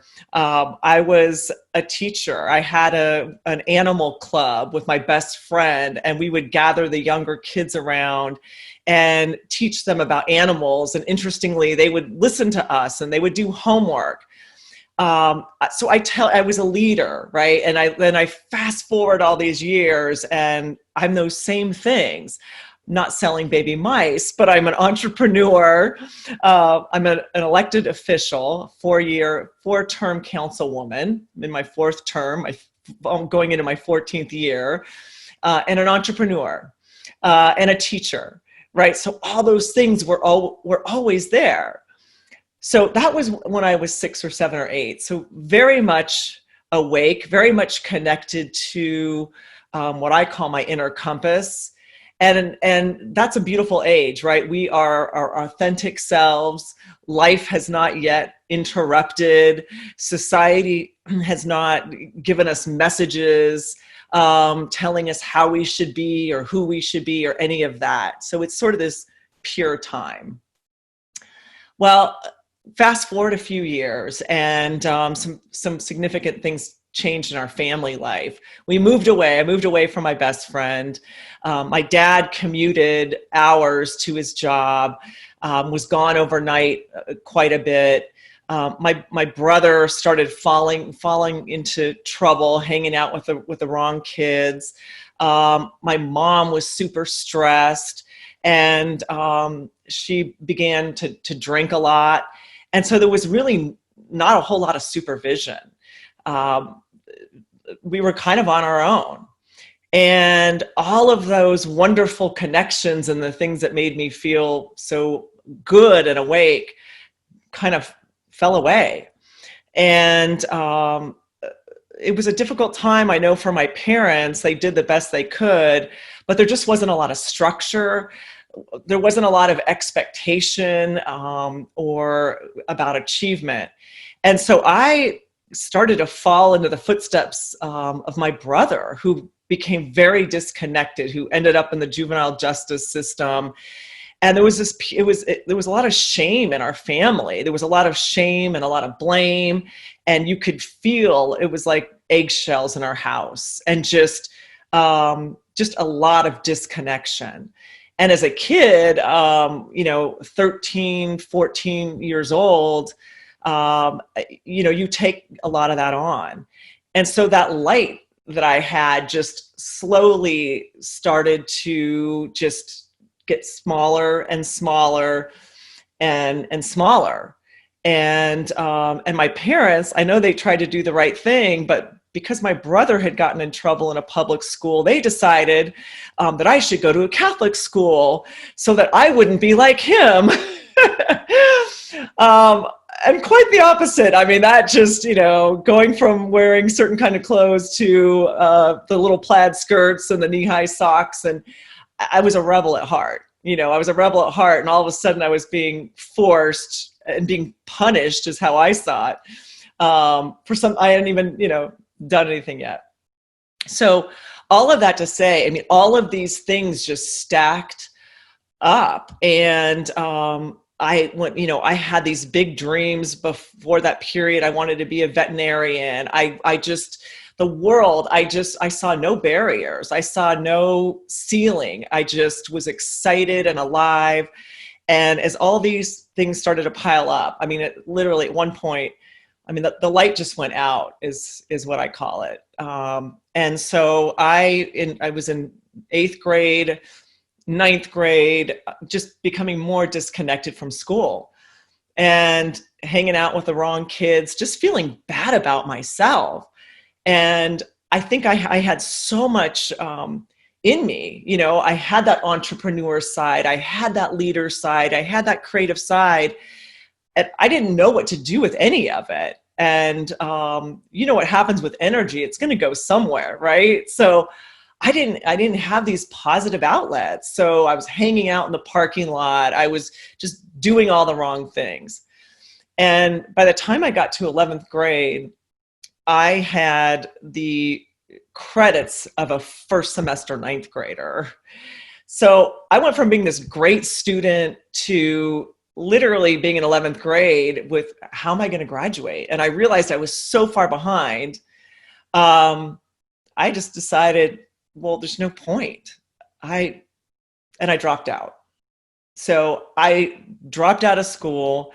I did thankfully want at least my GED. There was still something like deep inside of me that felt like it. I know it was so far in, I could hardly reach it. But I took the GED test and I passed. So I had that, and it was a little bit of goodness. And I decided to go to community college. Started taking some classes, trying to figure out what I wanted to do. And one of my friends, my best friend back from where I lived as a kid, we were still in touch. And she told me about this experience she had. She did a semester abroad and went to Europe, and it changed her life. And I always kind of had that in the back of my mind. And I always, was curious about travel and faraway places. And so a crazy sort of confluence of events happened. So I'm at community college, and I remember my friend telling me about this. And again, somewhere deep inside, I just knew that I needed to go. Like, if I had any chance, I needed to change the backdrop of my life. I needed to get away from the bad influence friends. I just needed a new environment where I could just see myself more clearly. And there's a quote by Michael Crichton that I just absolutely love. He wrote a book called Travels, which is kind of a biography of his. And he says, sometimes if we change the backdrop of our life, we can see ourselves more clearly, sort of the foreground of a painting. And that's how I think of this experience that I had by going to Europe. Now, how did I get there? It's kind of crazy. I always say a dog bite and community college saved my life. Because when I was 7 or 8 years old, I was bit in the face by a dog. And had good plastic surgery, can't really see the scar. So when I got to be about 19, my parents had, sued this family, but the lawyer said, don't settle until she grows, because you never know how bad the scar is going to be. And so when I turned 19, I'm in community college. I was thinking about like this whole needing to get away. And that lawyer says, it's time to settle, time to settle with this dog bite. Well, all of a sudden, here I am 19, and I have a check coming my way for $6,000. This is back in, I guess, about 1990. Most money that I had ever had, right? And the timing of it is what I think is sort of ironic. Bit by this dog years ago, and now I'm at this place. And I remember he handed me the check across his big desk. This was in Los Angeles. And I, reached out to grab it. And he says, it's not often that a 19-year-old gets a check like this. Spend it really wisely.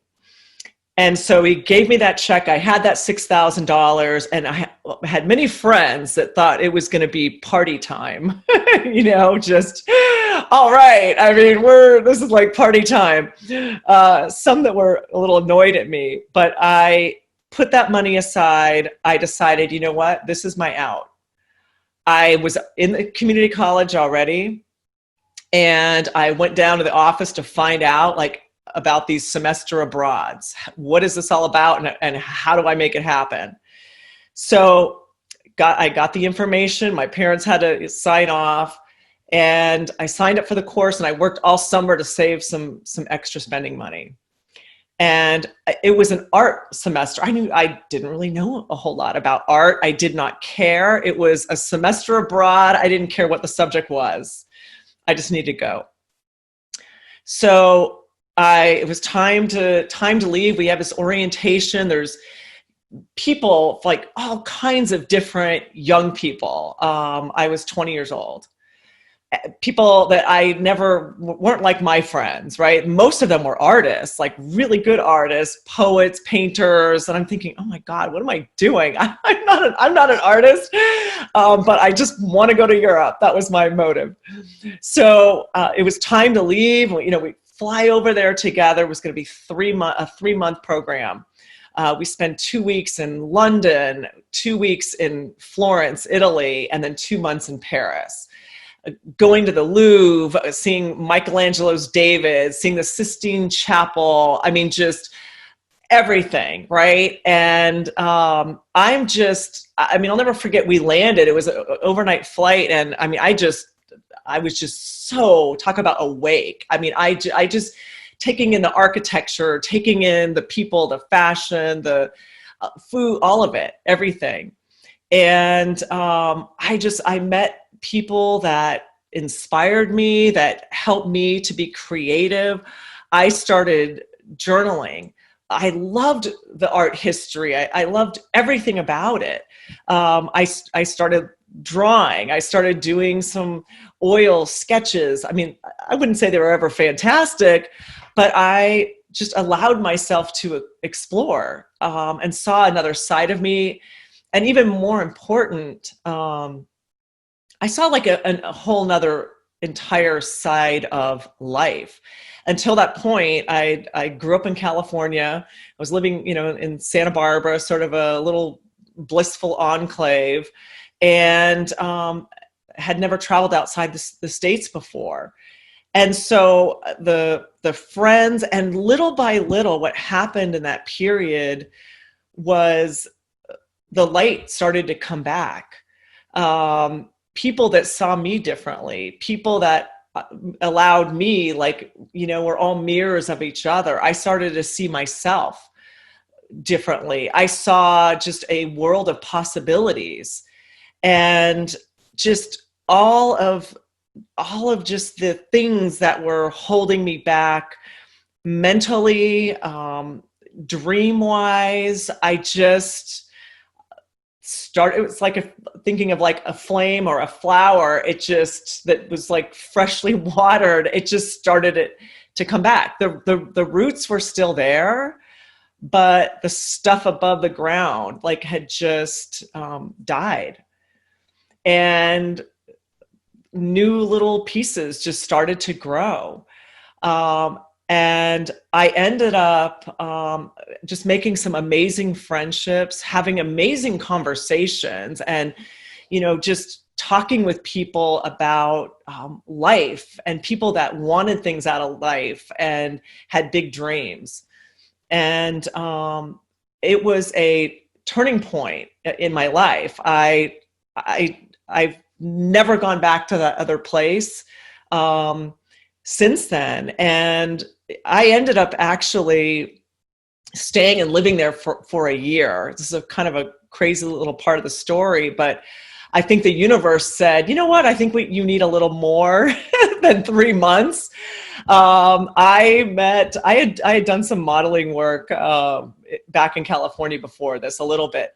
And crazy story, I met a photographer there, had connections, and ended up going to Switzerland, of all places, and working in this place, kind of like the LA, you think of the LA Fashion Mart, or, where they have the clothes. And I ended up working at the Textile Moda Center, which is in Zurich. And I'll never forget that the day the semester was over and all my friends were on the bus and they were going to the airport. And I was the lone person that stayed behind. And bye you guys, I'm staying here. I got more work to do. And so I went to Switzerland and ended up going to Milan for a little bit. Anyway, long story short, not quite a short story, but I ended up staying and working there and doing more traveling and going to Greece and other parts of Italy and Ireland, where my mom was from, and stayed with her family.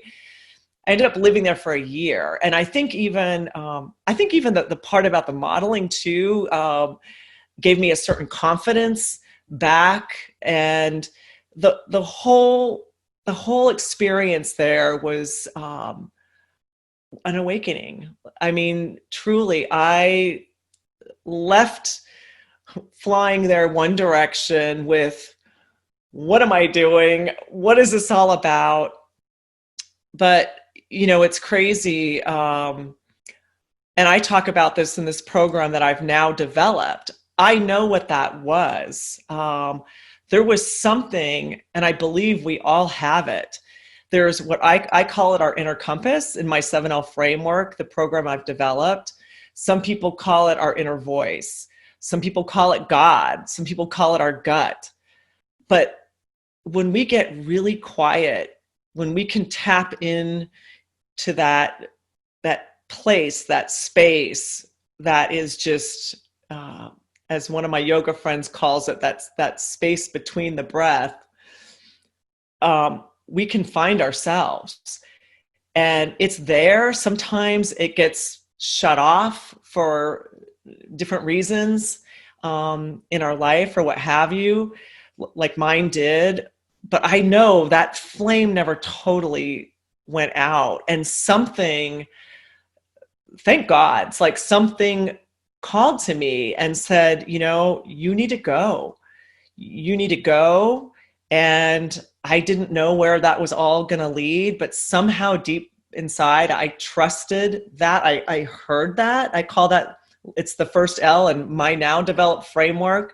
And you're making me connect dots that I hadn't even thought about, but I call that listen. It's the first L in my 7L framework is listen.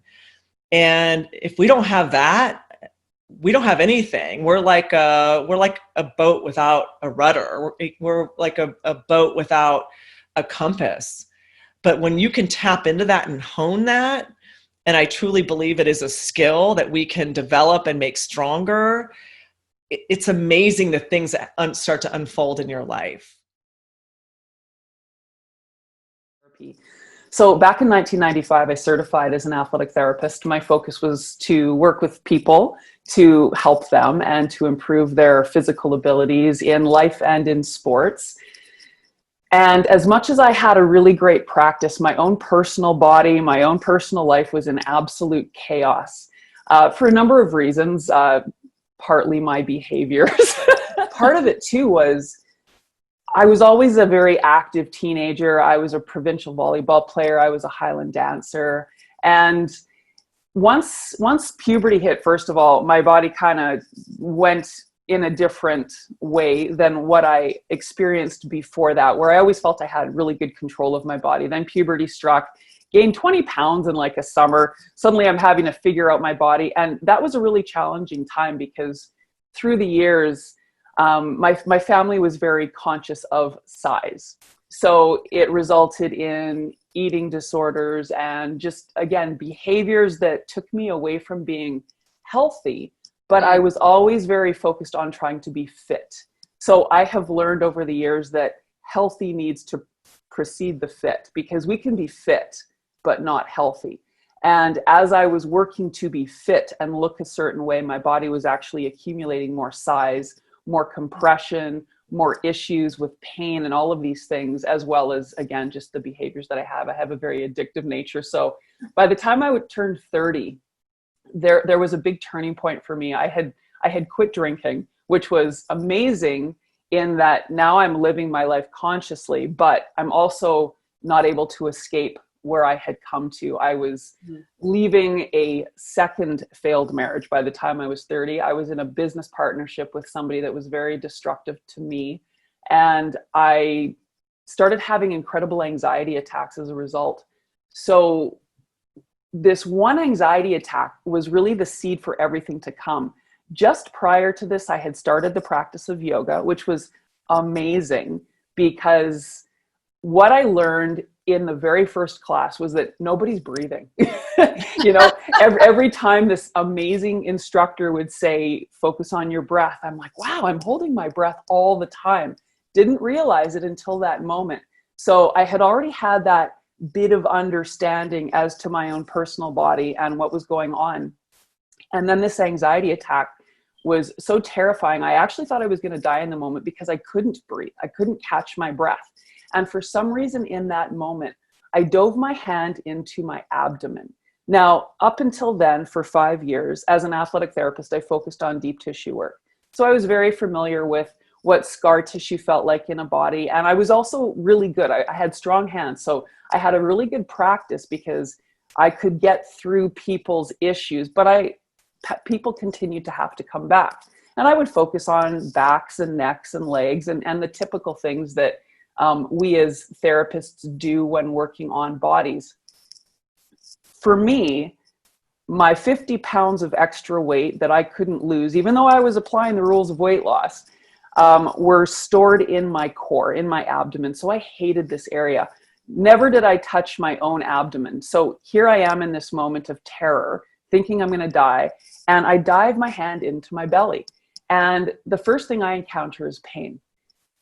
I'd never, I mean, as much as I knew I had a lot of struggle and issue in there, I'd never really understood that there was pain in there because I avoided it all the time. So now I'm there, but in that moment, the pain brought me out of my anxiety.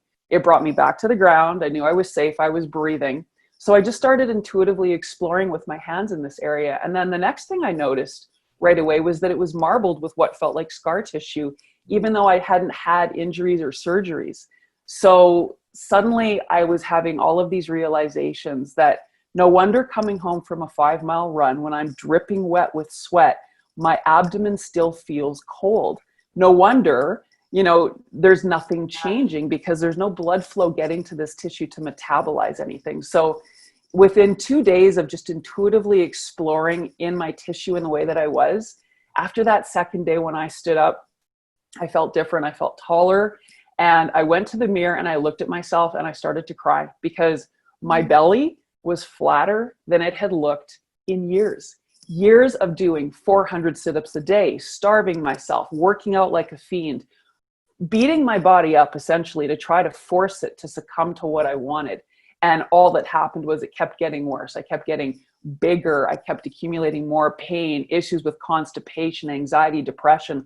All of these things were wrapped up in the way that my body was feeling. And it was all starting in my core. So that was 20 years ago. So we traveled to Yugoslavia, and I really, I had some idea of what we were getting ourselves into, but I really didn't know. We were going to be there for the anniversary of her appearances. Mary started appearing first on June 24th to 2 of the visionaries, and then to the rest of them on June 25th. So we were going to be there during the 9th anniversary of this. There were 250,000 people there. And it's a tiny, tiny little village. They had to build all these little bungalows, and people are being hosted in homes, and you have all these travel groups and buses and whatnot. And we witnessed many, many miracles during this time.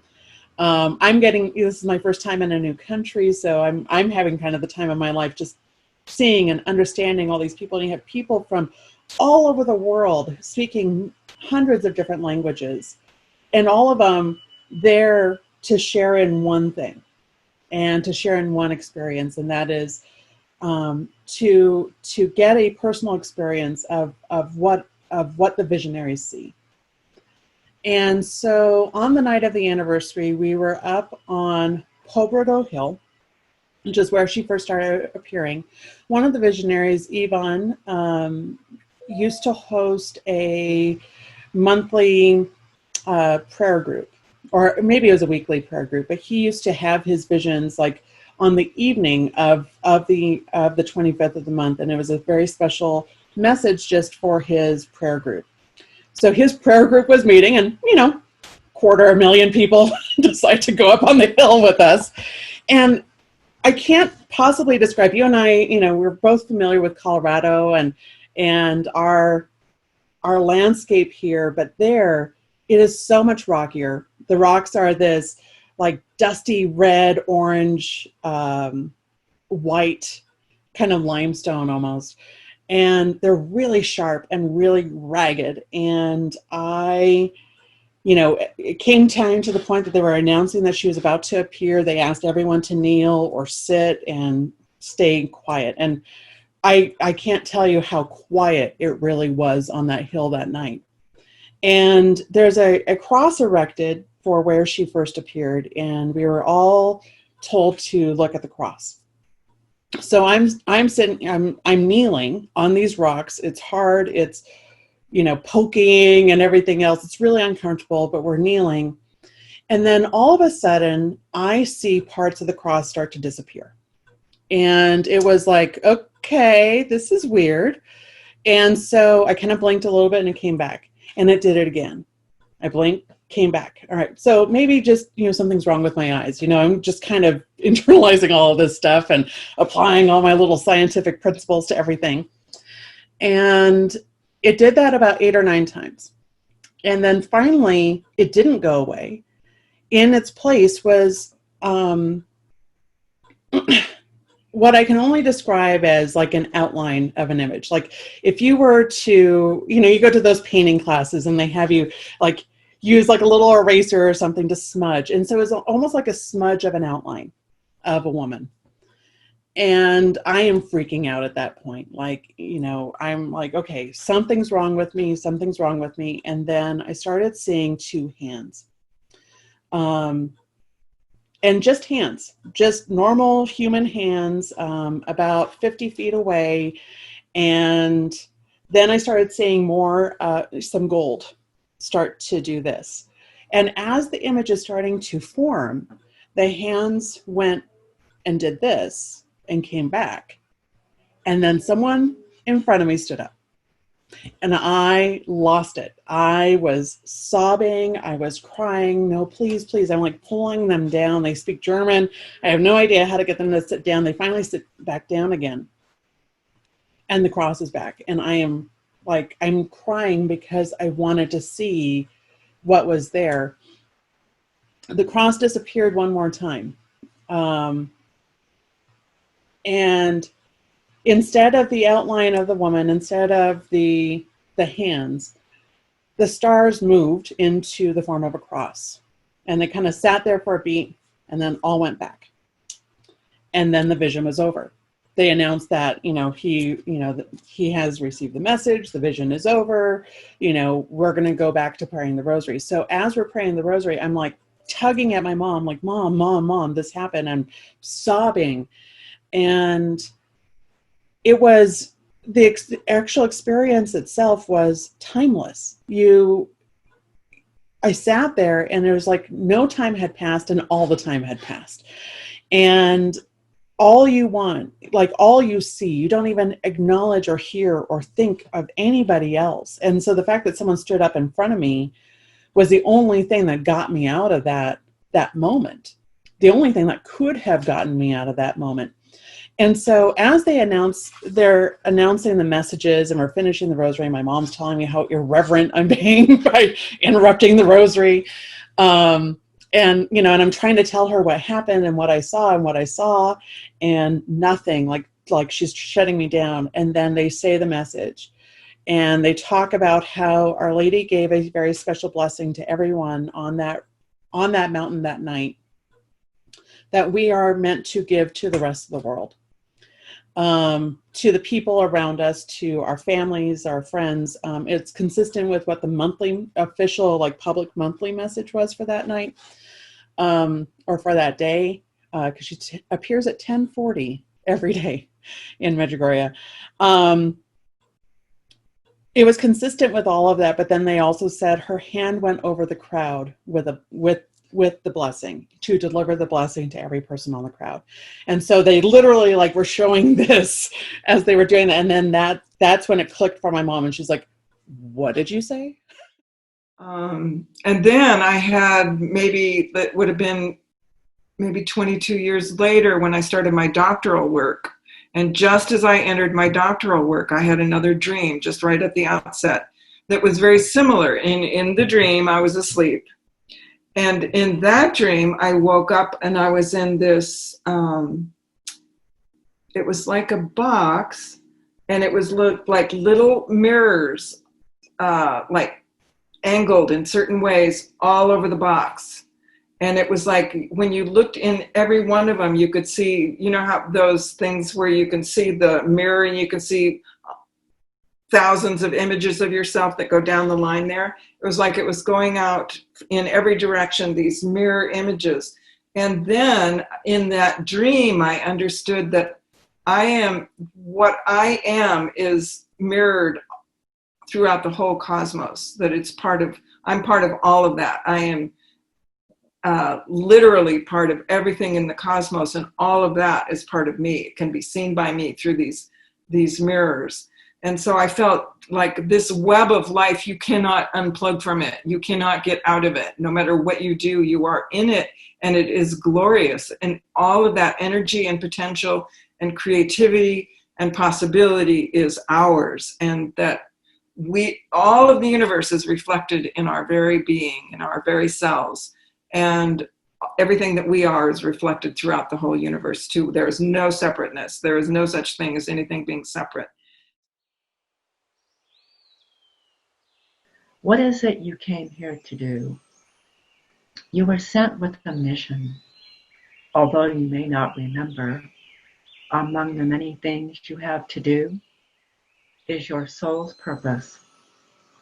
Sometimes clear, sometimes cryptic, always truth. Illuminate the niches inside and see the truth. Wipe away the cobwebs if you need to, and hang on. Let it shine through you, and don't let fear stop you from what you came here to do.